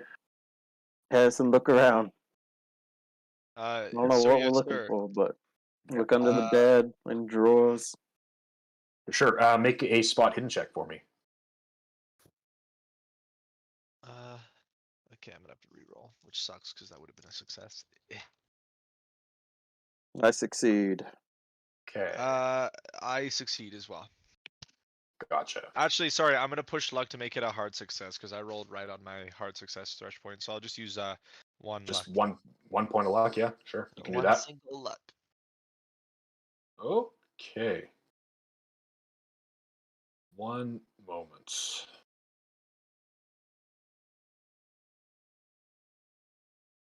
Can't wait for my next life and death encounter to require 31 luck to succeed. So, Clyde, as you sort of pick over the room, you notice that the books he has seem to be in different languages. There's some in English, some in what appears to be Dutch or German, and they all seem to deal with Egyptian hieroglyphics and translation and just Egyptian history. Harrison, since you got the hard success with your luck point usage, I will say you don't find much aside from what appears to be some disturbed earth underneath the bed that Jan Willem sleeps in. Clyde, take a look at this. I can't say I've read very many books on disturbed earth, so I want to get a second set of eyes on this. It was a book? I thought it was just Disturbed Earth in general. Sorry. Just like the disturbed earth, like disturbed dirt underneath his bed that it seems like somebody has perhaps dug up at some point. Okay, yeah. Sorry, I was just being a smartass. Look at this disturbed earth. Oh, I see, Harrison. Sorry. Well, yeah, let's push the bed out of the way, maybe, and let's dig. Yep, you do so. Can I look around for a tool that would assist in the digging process? With a hard success, he doesn't really have anything in his room. Well, actually, he's an archaeologist. He probably has like a small set of archaeological tools with like a trowel or something like that. All right. Dig into this spot, right? Mm-hmm. So you managed to dig up a small hole. There seems to be something wrapped in canvas, just a few inches underneath the dirt in the floor. And as you open it up, it appears to be some sort of set of scrolls written in Egyptian hieroglyphics. I'll take that over to the table where I found the books, and Harrison joined me.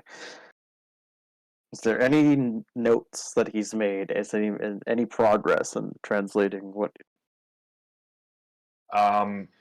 With your skill checks, you would know that there is no translation, no notes, or anything like that in the room.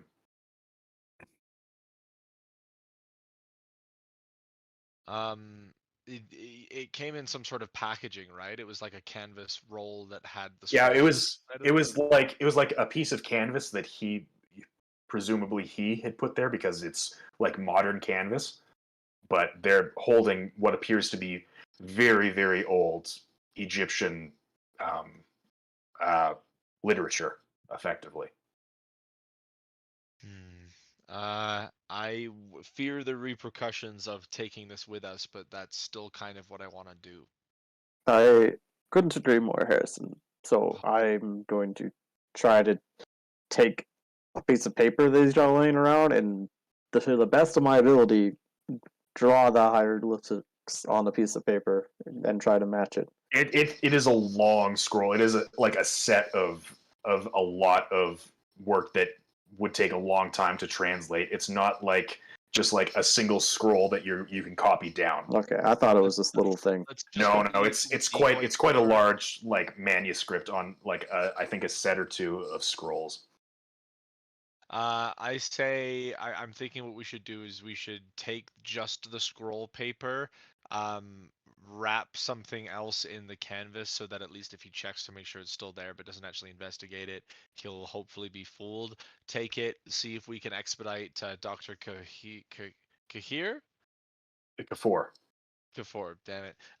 Dr. Kafour, see if we can get him to speed translate it, or at least confirm if it's the original version of one of those scrolls that he's working on for us right now, and then offer the nice guy at the front $30 to replace it later on.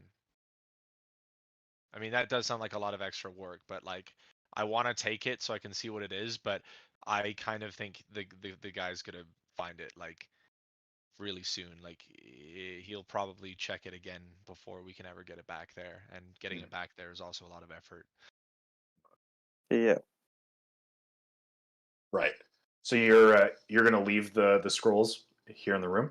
We got time, Harrison. Let's explore our options. What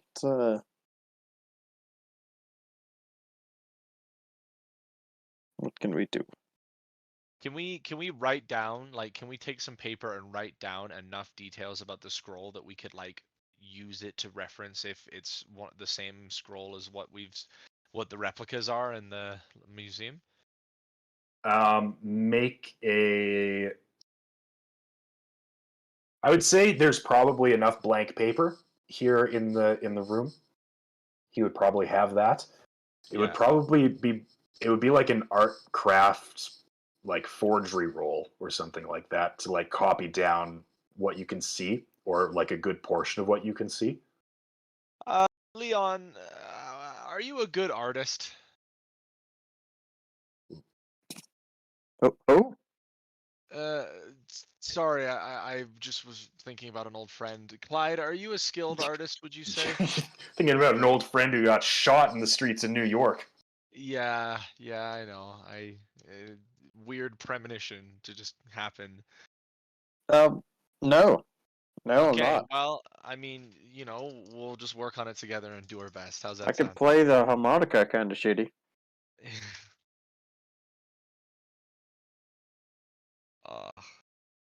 Yeah, I failed my role. You copy down some of the hieroglyphs that you can see, and hopefully it's somewhat legible to somebody who knows how to read Egyptian hieroglyphs. It's not. Yeah, honestly, Harrison, I'm thinking we should just take this thing. Yeah, well, I mean, we can at least use this crappy drawing that we tried to do and bunch that up in the canvas, and then maybe he'll just be fooled by our amazing art if he checks it next. I mean, maybe. Maybe. Yeah, let's take it. I'm down to clown. Let's do it. All right. No. Are there I'm any not in the area. while we're doing all this, Jack? While we're in the room and looking at the scroll and everything, are there any cats just like watching us? Yes. Yeah, there are several. They're just staring at us, like not doing anything but watching. Pretty much, yeah. Have they stayed in the same place since we got there? They haven't moved at all. They're just sitting there and watching us. For the most part. Um, is their behavior uniform, or do enough of them act differently from one another that it doesn't cause any suspicion? As you begin putting the scrolls away, one jumps up on the window. Hey there, small cat. You know, I don't see many of you back home. I wish New York had more stray cats that follow people around. I don't. I'm gonna get like kind of like look in the cat's eyes and can I do a psychology roll on a cat? I'll allow it. Okay.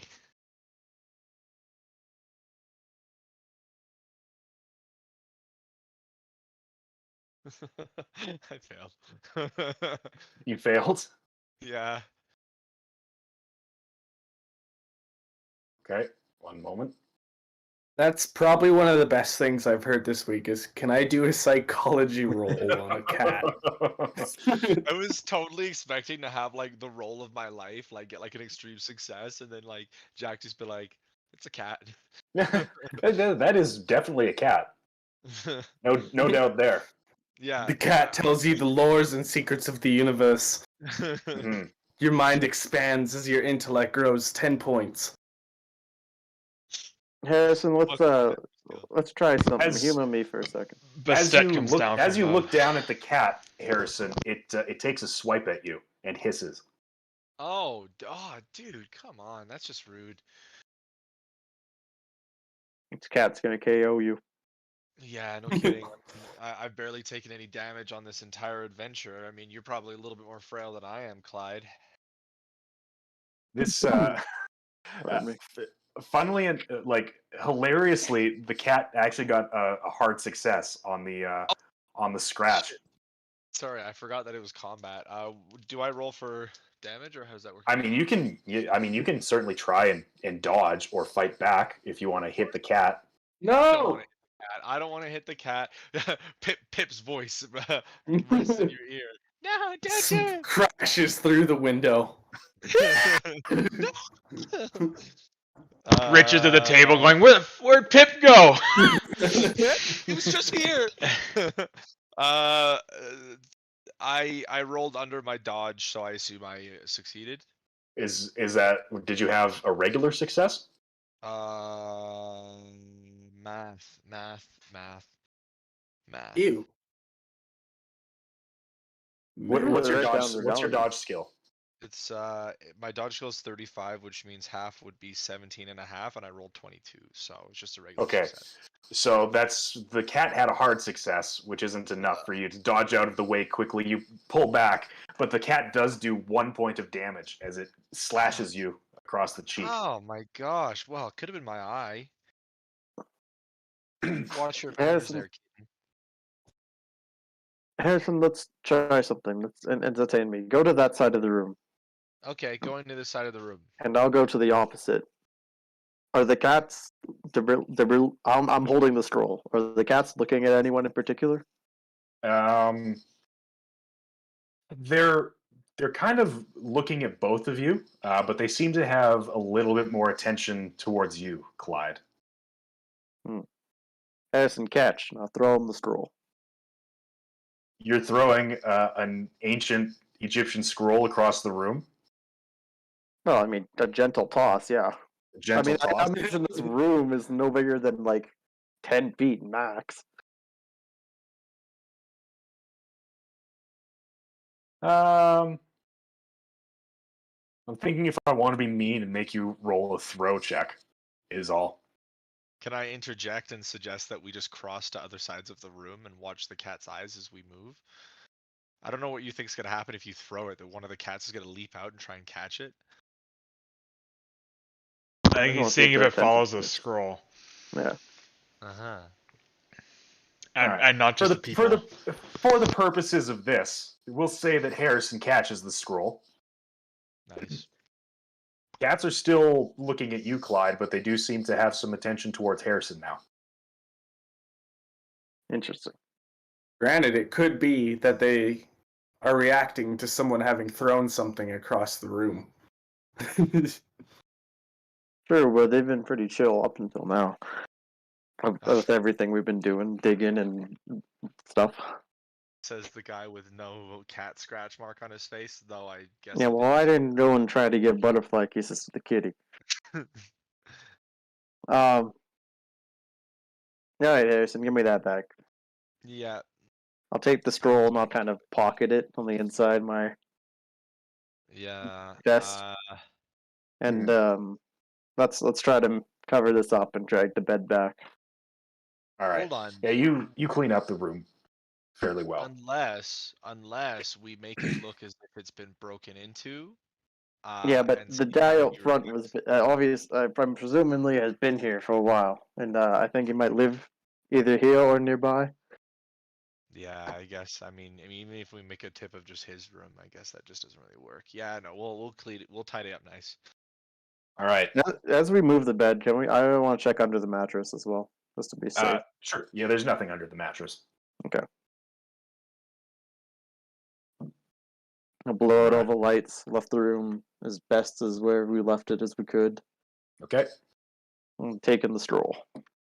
Sounds good. As you are walking into the Cairo night, both of you make spot hidden checks for me.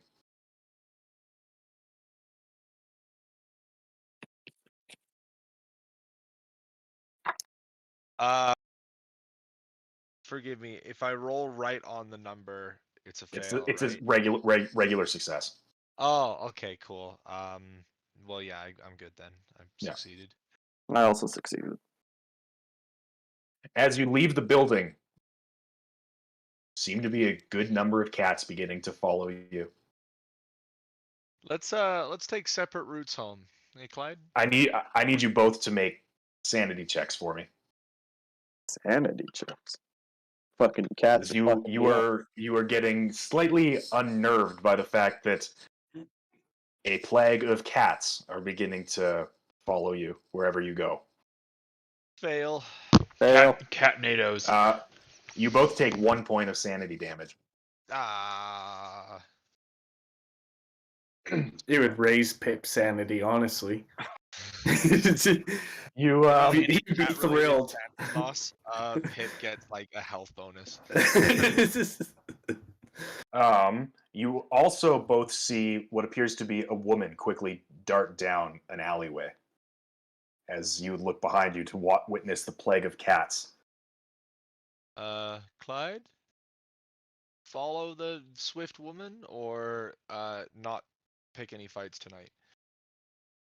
We're just going on a stroll, Harrison. Nothing to worry about here. Okay, well, I was thinking we should take separate routes home in the interest of cats, but maybe we could, go separate ways around this building and see if we can spot that nice lady. Do you want to split up? I mean, I want to split up for research purposes with the cat, but I am rather intrigued by this lady, though I don't really want to.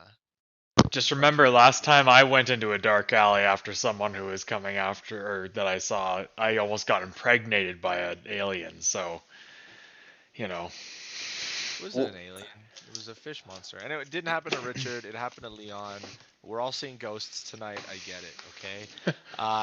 Clyde, let's stick together. Let's just go home. All right. I'm going to get a little hostile towards any cat that's near me. I'm going to start kicking and shooing them away. Yeah. You're going to start kicking? If they get too close, like I don't want them near me. Like like more so shooing, like a, like a fake kick. Like when you pushing away with your foot. Yeah. Gotcha. Off of something, you just kind of like, eh. Okay, sounds good. All right, the rest of you sit down to dinner with Jan Willem van Hoevelen. On the sides of the restaurant, because the restaurant is sort of open air, and on the streets, there seem to have been a number of cats that have followed him around.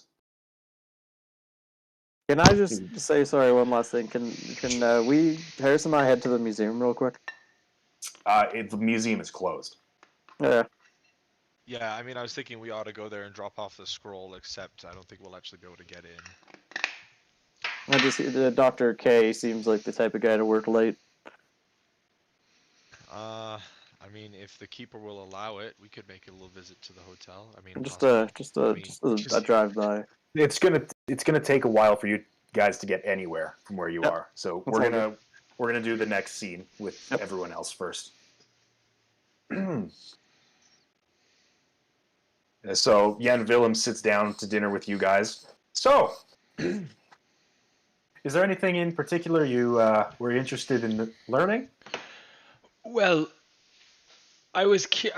seeing as we heard, we don't quite know if all of it is true. We heard you were removed from the Clive expedition, and I was genuinely curious why an archaeologist of status would be removed from an expedition.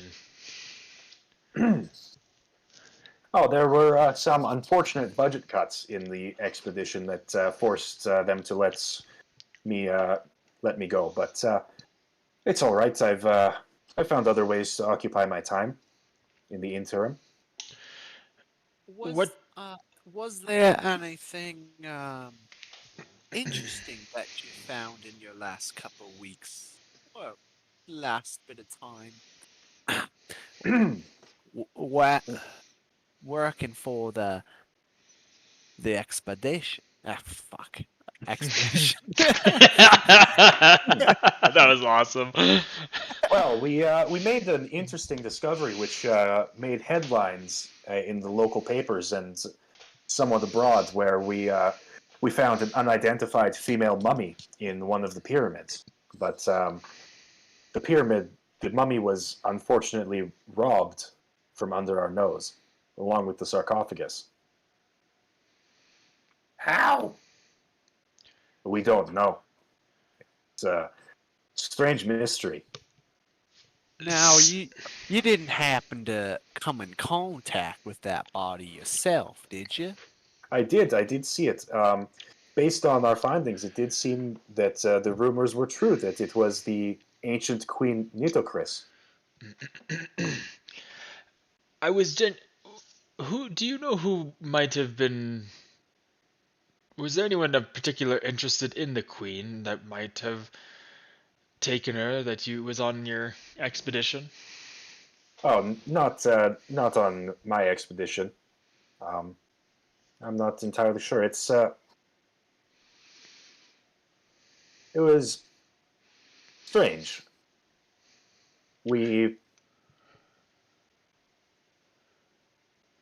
We're making preparations to remove the casket from the pyramid, and we were working with the Egyptian authorities.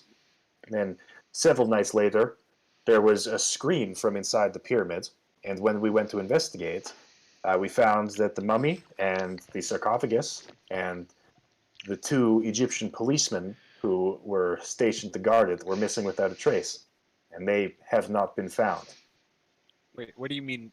What do you mean by a scream? Sorry, like there was a a scream. Scream. Okay. Yeah. Now, you obviously, having been looking for this mummy, you must have some decent knowledge about all the cults surrounding the various people associated with her. I'm not sure I understand the question. Wait a minute. Wait a minute. You said that the mummy went missing inside the pyramid. That's correct. And you were outside of the room. Were there any other exits to that room? This happened several days after Evan. No one was in the pyramid except for the police officers. Everyone was outside the pyramid when the mummy went missing. But did people not like run into the pyramid after the scream and they couldn't find anyone inside? Yes, I just said that. They investigated the sound of the scream, and the mummy, the sarcophagus, and the policeman were missing. No, so I guess that's Peyton's point here. Is like, so how did they leave a pyramid that only had one exit? That is the mystery. No one knows how it was done. It would have been nearly impossible. We ourselves were making plans to remove the sarcophagus. It seems impossible that they would have been able to move it. It was made of alabaster and weighed several tons. Did you notice? What if it's still in there? You are welcome to search the pyramid yourself, young man. Is it possible Awesome. there's another entrance that was not discovered by your team? I suppose it's possible, but we searched the room quite thoroughly and found nothing. The night I noticed we have noticed quite a few cats. The night of the theft, did there happen to be more cats around than usual? I don't remember seeing any cats at the excavation site. It seems to have begun happening at the tailor shop. And Are you a cat lord? Not to my knowledge. are you? I'm sorry for the child's questions. And are you sure that? And are you sure that that you were forced to leave the team due to budgetary reasons? Make a persuade roll. Peyton. Ooh, I hope I have stuff in persuade. I do. That's going to be a critical success. Yenvilm kind of looks down for a second and then drinks his some of his wine and puts the cup back down. I must admit I was actually let go from the excavation because of my drinking problem. Can I see if that's true? Yeah, can I do a psychology roll now? Yeah, you can make a psychology check. That is not a success. I also failed. Maybe he's telling the truth. Maybe he's not. Now, seems like he likes to drink. Jan Willem, did you have the pleasure of meeting Mr. Gavigan? No, I'm not from London or really associated with the Penhew Foundation. I just joined the expedition when they came to Cairo. I managed to get a position with them. Now hold on there, Richard. I don't think I'm done with the whole letting go thing yet. What? You seem like a well-established gentleman. Oh, thank you. It seems like you do enjoy your drinking. Why all of a sudden would they decide that your drinking was not proper for the expedition anymore? Were you responsible for watching the mummy that night, and you may have had a bit too much to drink that night, which led your senses to be down? That is a wild accusation, and no, the mummy was in the hands of the Egyptian authorities. We had to wait for the proper clearance for them to allow us to remove the mummy. Then why all of a sudden did they let you go? Because of your drinking. Yes, because of my drinking, as I but said. Why all of a sudden? You would have to drink lots most of the time. Maybe because he's a disgrace. Oh, God.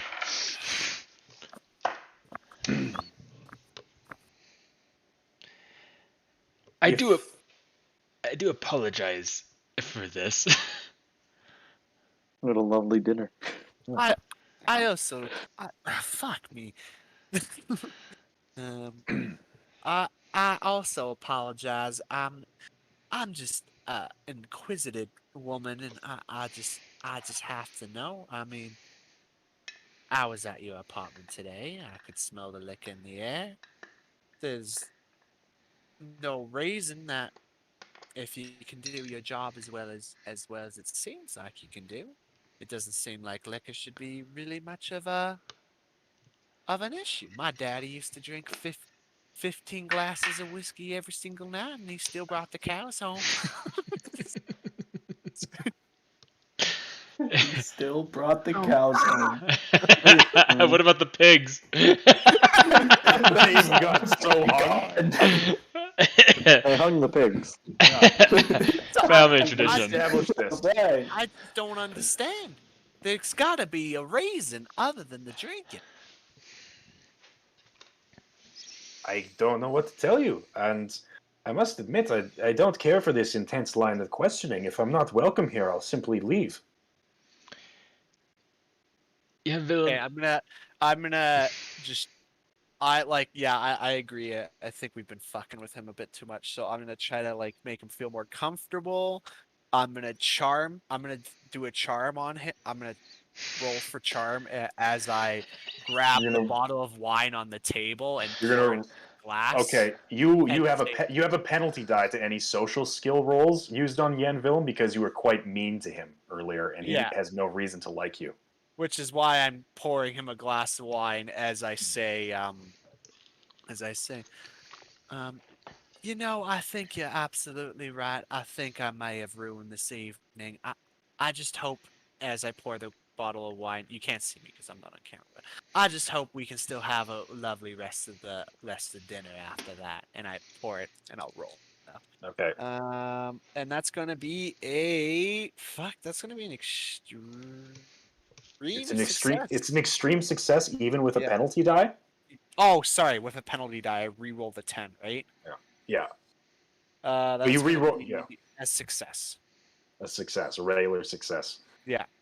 Jan Willem kind of cautiously takes the glass of wine and lifts it to his lips and takes a drink, and kind of looks at you. Is there any other questions you have about my involvement with the Clive expedition? Well, I don't believe that your release was justful, Jan Wilhelm. Again, being a man who seems to be able, as my dear friend Peyton here insinuated, seems to be quite collected, it seems like it wouldn't be a good reason to release you, and I think it was unjust what they did to you. Well, thank you. Out of curiosity, was there anyone... I realize that you were just recruited by the Penhew Foundation, but was there anyone from the Penhew Foundation on site, or is still on site? I believe Dr. Clive, the leader of the expedition, had some correspondence with the Penhew Foundation, was a member, and perhaps one of my colleagues, Martin Winfield, he may have had some dealings with the Penhew Foundation. I believe some of the others on the expedition may have had dealings with them as well, but I don't know to what extent. Was it them who forced your hand out of the expedition?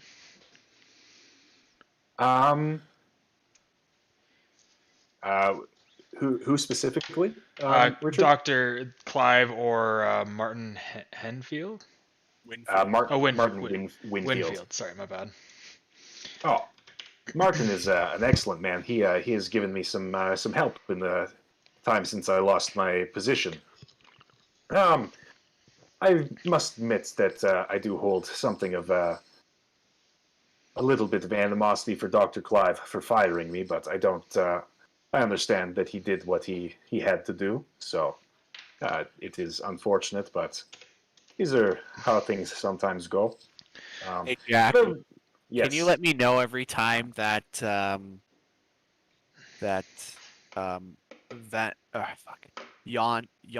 Willem glass is empty? Yeah, sure. He's drinking like a camel. He likes to put it back. So. Okay. Well, then I will refill his glass. You will continue to fill his glass. Yeah. You got it. would you be able to introduce us to Martin Winfield? Oh, I could certainly make introductions for most of the Clive expedition, should you wish. They're a bit of a tight-lipped bunch, but I imagine they'll let you speak with them, should I be present. I think more so with Martin, seeing as you are closer with Martin than Dr. Clive. I feel like he would be able to help us a little bit more in that case. Yeah, of course. I would be happy to introduce you to Martin. I forget, Jack. Did they? Because I have my notes here, but did they? Is the Clive expedition still at the same location right now, or did they No, move? they moved to another location. I think they moved south to Dashore. I'm pretty Okay. sure. Yeah. Okay. That's where that I saw that note Yeah, in there, and I was like, yeah. "Okay, why did I?"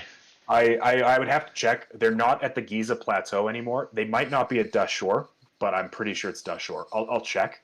Okay. It's probably not going to come up tonight because we won't get to them. But if you go and do that next session, then I will have that information for you. Sounds good. Right. Well, I'm famished, and I think we've had enough intense conversation tonight. What looks good on the menu tonight, boys? And you guys all order. And as the conversation goes on, you make pleasant small talk with Yen Willem. I'm gonna cut up some of Pip's food to make sure it's good bites. That's cute. As Jan Willem gets a little bit more drunk, he kind of leans in a little bit and is like, in the time since I've been fired from the expedition, I've actually made an incredible discovery here in Cairo. What would that be? In a tiny little forgotten temple down in the streets, I found a set of scrolls containing unknown Egyptian rituals. They must be from at least the 13th dynasty, perhaps earlier. I'm in the process of translating them. I may have the translation finished in a week or so, if I'm lucky. Wait a minute. Maybe a bit longer than that.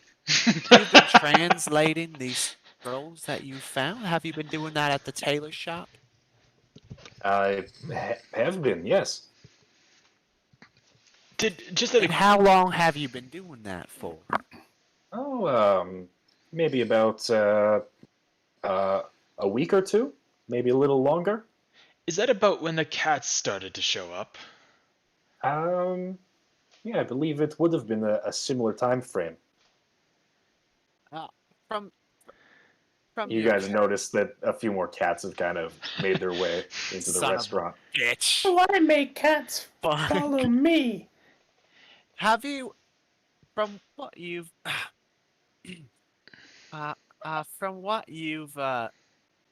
discovered so far in those? God, I keep defaulting to British. Now, from what you've discovered on those so far, what have you learned so far from your translations? Well, I've been translating it into my language, Dutch. I believe I've translated about half of the scrolls. So far, they mostly relate to the worship of Bast. Bast is the cat goddess of ancient Egypt. She's associated not only with cats, but with protection and fertility. Although there do seem to be mentions of other Egyptian gods in the scrolls. Would the Black Pharaoh be amongst those?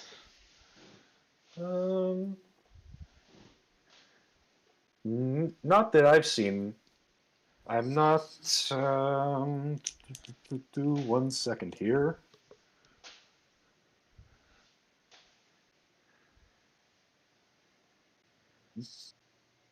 He almost got it, but I may have heard something of this Black Pharaoh, but I'm not familiar to any large extent.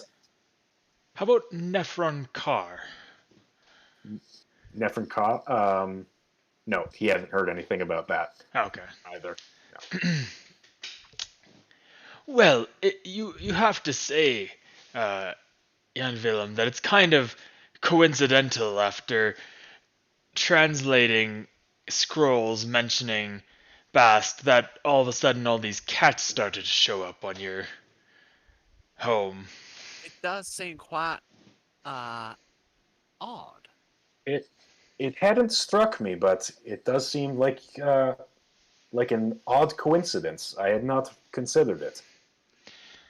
Is it possible, incidentally, that maybe transcribing these scrolls, seeing as you mentioned they talk about some what's the word I'm looking for? E-girl. No. Some rituals, that you incidentally started a ritual. If I had, I don't understand why that would make a difference. It's not as if these Egyptian rituals had real, tangible, magical power. No. I would be inclined to agree with you on that one, but myself from as what well. these gentlemen have been I'm saying, also just going to put into the chat that so I don't have to say it. This is the title of the scrolls that he's translating. you won't believe what cats we summoned You down won't there. You won't You believe won't the believe feline Cats adventure. 2019. Oh God. Black rights of Livekefra. Luve Karaf. That's the cat god? No, Bast is the cat god. I mean, you've played Smite. It's Bast or Bastet. Oh, Bastet. Mhm. Yeah. It's just Bast is another name because. Oh, fuck, man, we should Lord. summon this chick. God.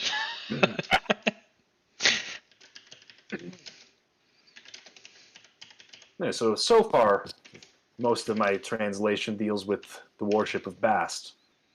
But I should have my full Dutch translation done soon. This is what's going to make my name in the field of archaeology. This is what's going to give me recognition. Perhaps it would be best if you finish that translation in a safer place than a tailor shop. And Willem, What would you suggest? why don't you? Well, I was going. Sorry, Peyton. I was going to just suggest Dr. Kafor might be able to help him. well, I was going to suggest that he stay in the hotel with us while he finishes translation, of course. Great. We have two people bringing the scrolls. What? So you're willing to pay $35,000 for a translation of some books that are fucking useless to us, but you won't pay for this guy to stay here a few nights? No, that's not what I'm referring to. I'm saying it's great we have the guys bringing the scrolls to him, so we don't even have to go back to his house. Yeah. No, I was going to say that it might be beneficial putting Jan Willem's mind together with Dr. Kafor's. Well, I mean, I don't know much about discovery of new items, but if I was a man who discovered something brand new to this world, the last thing I would want to do was share that with somebody. It's like the one time my daddy found oil, and he shared that with nobody, but unfortunately the government came in and seized the property anyways. Peyton, your father seemed to have quite a few businesses on the go. Well, oil's useless, ain't it? There was really no point to be holding on to all that land. The government paid him $100 for it, so I mean, at think this point, it's a win-win. oil it would exist. No, but I thought the oil boom in Texas didn't happen till like the 50s. I thought you were from Nashville. I don't fucking know. I'm from the Or South, you're man. from Tennessee. Tennessee, Sorry. I am from. Isn't that next to Texas, though? I think it's one of the neighboring states, maybe.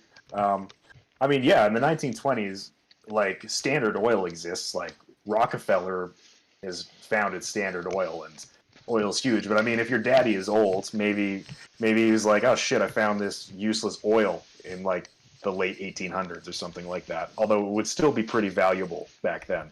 Tennessee's pretty far from. Well, Listen, they're not the state. smartest family. Yeah. What the hell do I have use for all this black water?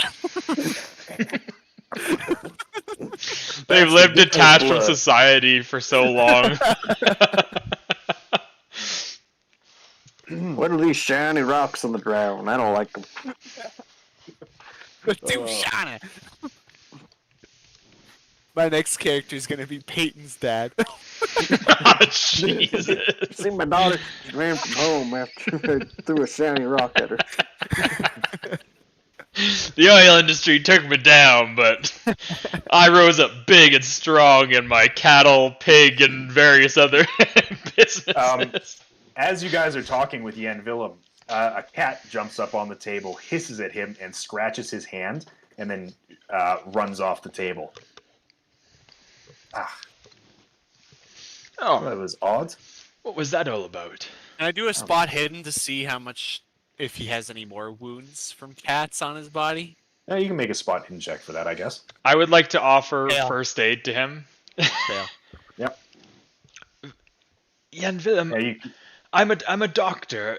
Do you mind if I look at that? I could. Yeah, of course. All right, I'm going to do a first aid check just to say I succeeded. Yes, I succeeded on that first aid, so I wrap it up. It doesn't look like it's going to be anything major. Yeah. Oh, I imagine not, but I appreciate it. Of course. I wouldn't be a good doctor if I didn't help out those when they need it. Peyton, you do not see anything. Be a doctor at all if you didn't do that.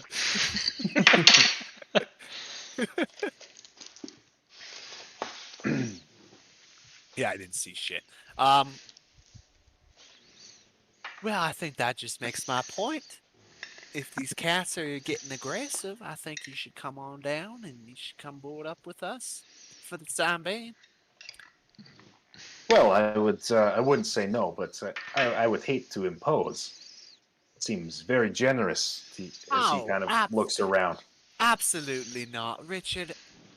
Finances are of no concern when it comes to Richard. Excuse me. Well, they're paying for me and all my stuff, so you can probably get a free ride Shit too. out of someone so fast.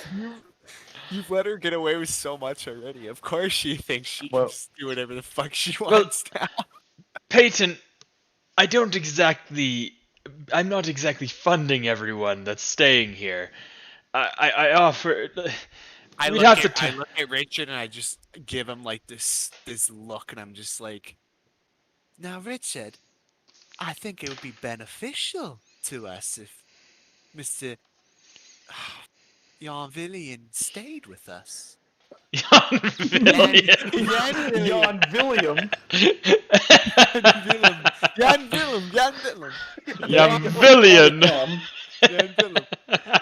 You guys remember like the rich Squidward character from SpongeBob? Yeah. William? Oh, okay. Well, I appreciate the offer, but I would hate to impose. And as for you saying perhaps I could get some assistance from this Dr. Kafour, it's a rather personal project to me to see this translation through on my own. Of course, I totally understand as someone who has done my own work. We wouldn't mind having you stay here. We wouldn't be imposing. I would have to talk to the rest of our group, seeing as some of the funds are coming from a group collective fund, so we'd have to definitely agree on it, but I'm sure everyone would agree they'd appreciate having you here. Oh, well, then I won't say no in that case. In my experience, when a southern woman's offer you her southern hospitality, you can never say no. I'll have to return to my lodgings to get my belongings. Of course. Would you like us to escort you there? And Get it? No, perhaps we should finish dinner first. of course, of course. Numb. Camel ain't gonna eat itself. Oh God. I was totally prepared there for Peyton to do an intimidation on me, and I was gonna counter intimidate her. I wasn't. See one. I don't have the intimidation to do that kind of shit. I was just trying to give you the stink eye. Be like, bitch, fuck. We need him. He's gonna fucking get killed by cats or something tonight. Doo-doo. All right. Alrighty. Dinner is finished. Yeah. Around this time, I would say Harrison and Clyde probably get back. Jan Willem is. I wanted to go to the museum. The museum is fucking closed. That's fine. I'll go and I'll sit on the steps. I have an idea. I have something I want to do. Okay, you go and you sit on the steps of the museum. And I'm gonna wait for a bunch of cats to come and surround us, presumably. Okay. Those guys are having a really nice dinner, and Harrison, you can leave if you'd like. I have something. You're gonna keep the scroll and not. You know, Pip got dessert, like 2 desserts. Mm-hmm. You barely ate dinner. No. He ate his dinner, but I gave him desserts after for eating his dinner. Clyde, if I go back to the hotel and try and schmooze the other guy and pretend I didn't just break into his place, are you gonna get murdered by these cats here, or do I have to stick this adventure out with you? If you want to go back, Harrison, you can do that. I'll be with you shortly, I'm sure. I'll stay. I thought about it, and I don't think I'm gonna be able to explain how I just showed up. Like, haha, yeah, just outside of town, nothing to worry about. Got a little bit of dirt on me because I went to the pyramids on the other side of town. I'm just gonna stay with you. So I'm gonna wait for presumably a bunch of cats to kind of encircle us. And then if there's is there one particular is there a particular cat that is staring that I can look at and I feel like it's kind of intently The leader drawn cat. to us? Yeah. Bast herself. No, you cannot find any warrior cats out of this group of cats that is beginning to sort of gather around you. Well, it's not a huge gathering. There's maybe 4 or 5 cats kind of gather around you on the steps of the museum. Oh, I thought it was more of a crowd. I thought I was picturing 20 or 30. No, you don't have quite that many. How many There were- followed us Call from this the... one Night Star. Several at any given time. There were probably a few. I still lean down to one, not too close, but just look it over a little bit. If you have something to show us and lead us. Maybe you should read off the scroll and try talking to it. Speak parcel tongue. Your secrets. Hey, they might know what you're trying to say. Lead the. You do a really good job and you read it slowly. They'll lead you to the Chamber of Secrets. On Moaning Myrtle Day. Moaning Bastet. What exactly are you trying to do here, Clyde? I'm trying to see if these cats are just following the scroll or if Do they have a message? Yeah, if there's something more to it. If I'm acknowledging them, would they lead me somewhere? No, they just seem to be chilling. Okay. Harrison, did you go back to the hotel, or are you staying with Clyde? I elected to stay with Clyde. All right. I'm still just gonna hang out on the steps for a bit and see how many cats gather and show up. For half an hour, and then we'll head back to the hotel. Half an hour, definitely another handful of cats would show up. They're not all like gathered in front of you. Some of them are like up on walls and terraces and like windowsills sort of around you. Is there like, I don't know if I'm digging too far into this, but is there like are they pretty loose and comfortable, or are they like within a certain, like they come X amount of distance but no farther? No, they don't seem to have any set like parameters for how far they'll get to you. They probably won't get too close, but if you get close, they might hiss a little bit or something like that. Or scratch on the face. Okay. Well, if nothing else interesting happens, then we'll head to the hotel. Sounds good. How do I know when nothing else interesting has happened? Clyde? After the half hour and no other cats stretch you. All right. I would say at this point, dinner is winding down, but they are probably still in the restaurant as you guys get back to the hotel. Cats are still following you. And there is a large group of cats outside the hotel. How big is large? A few dozen more than what you had.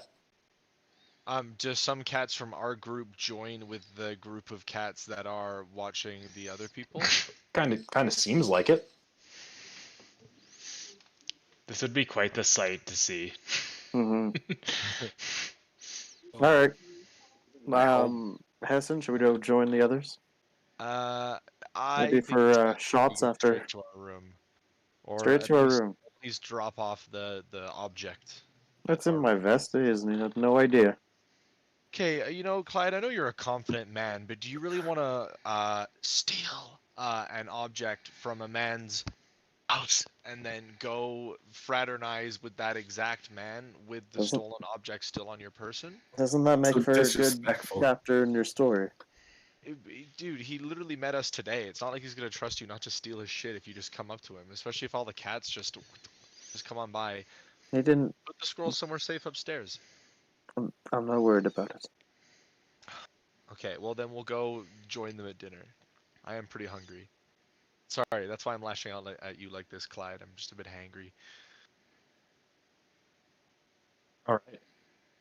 So you guys go and join the rest of your party and a drunk Jan Willem van Hoevelen at dinner. Is there anything you'd like to do, or shall we call it there for a night? I'd like to open a nice bottle of alcohol and clink glasses with Jan Willem. He does so happily. Yeah, I'll have a drink or two as well. All right. Excellent. At this point, Jan Willem is quite drunk. All right. So, if there's nothing else anyone would like to do for tonight, I think that's a good place to end. Mm-hmm. Some interesting things happening. Yeah. Lovely. Well, as always, thank you all so much for joining us. This has been another fun episode of Masks of Nyarlathotep. And, wow, 26 sessions. We've been doing this for just under a year, like just a few days short of a year. That's crazy. Crazy. That's nuts, man. You That's make me nuts. crazy. It wasn't for my my absence a few weeks ago, I would have had a perfect record for all 26 sessions. That's crazy, man. I do have a perfect record. No way. Yeah, it's crazy to think, right? You missed all those ones when you were in Australia. Right. Wait. No, we didn't start until Jack got back. Yeah. Yeah. But That was we had to put my D&D campaign on hold while I was in Australia.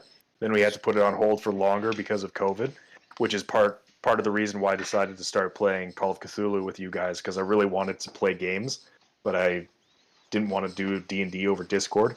Now we're doing D&D over Discord because I just want to play games whenever I can. Mm-hmm. But yeah.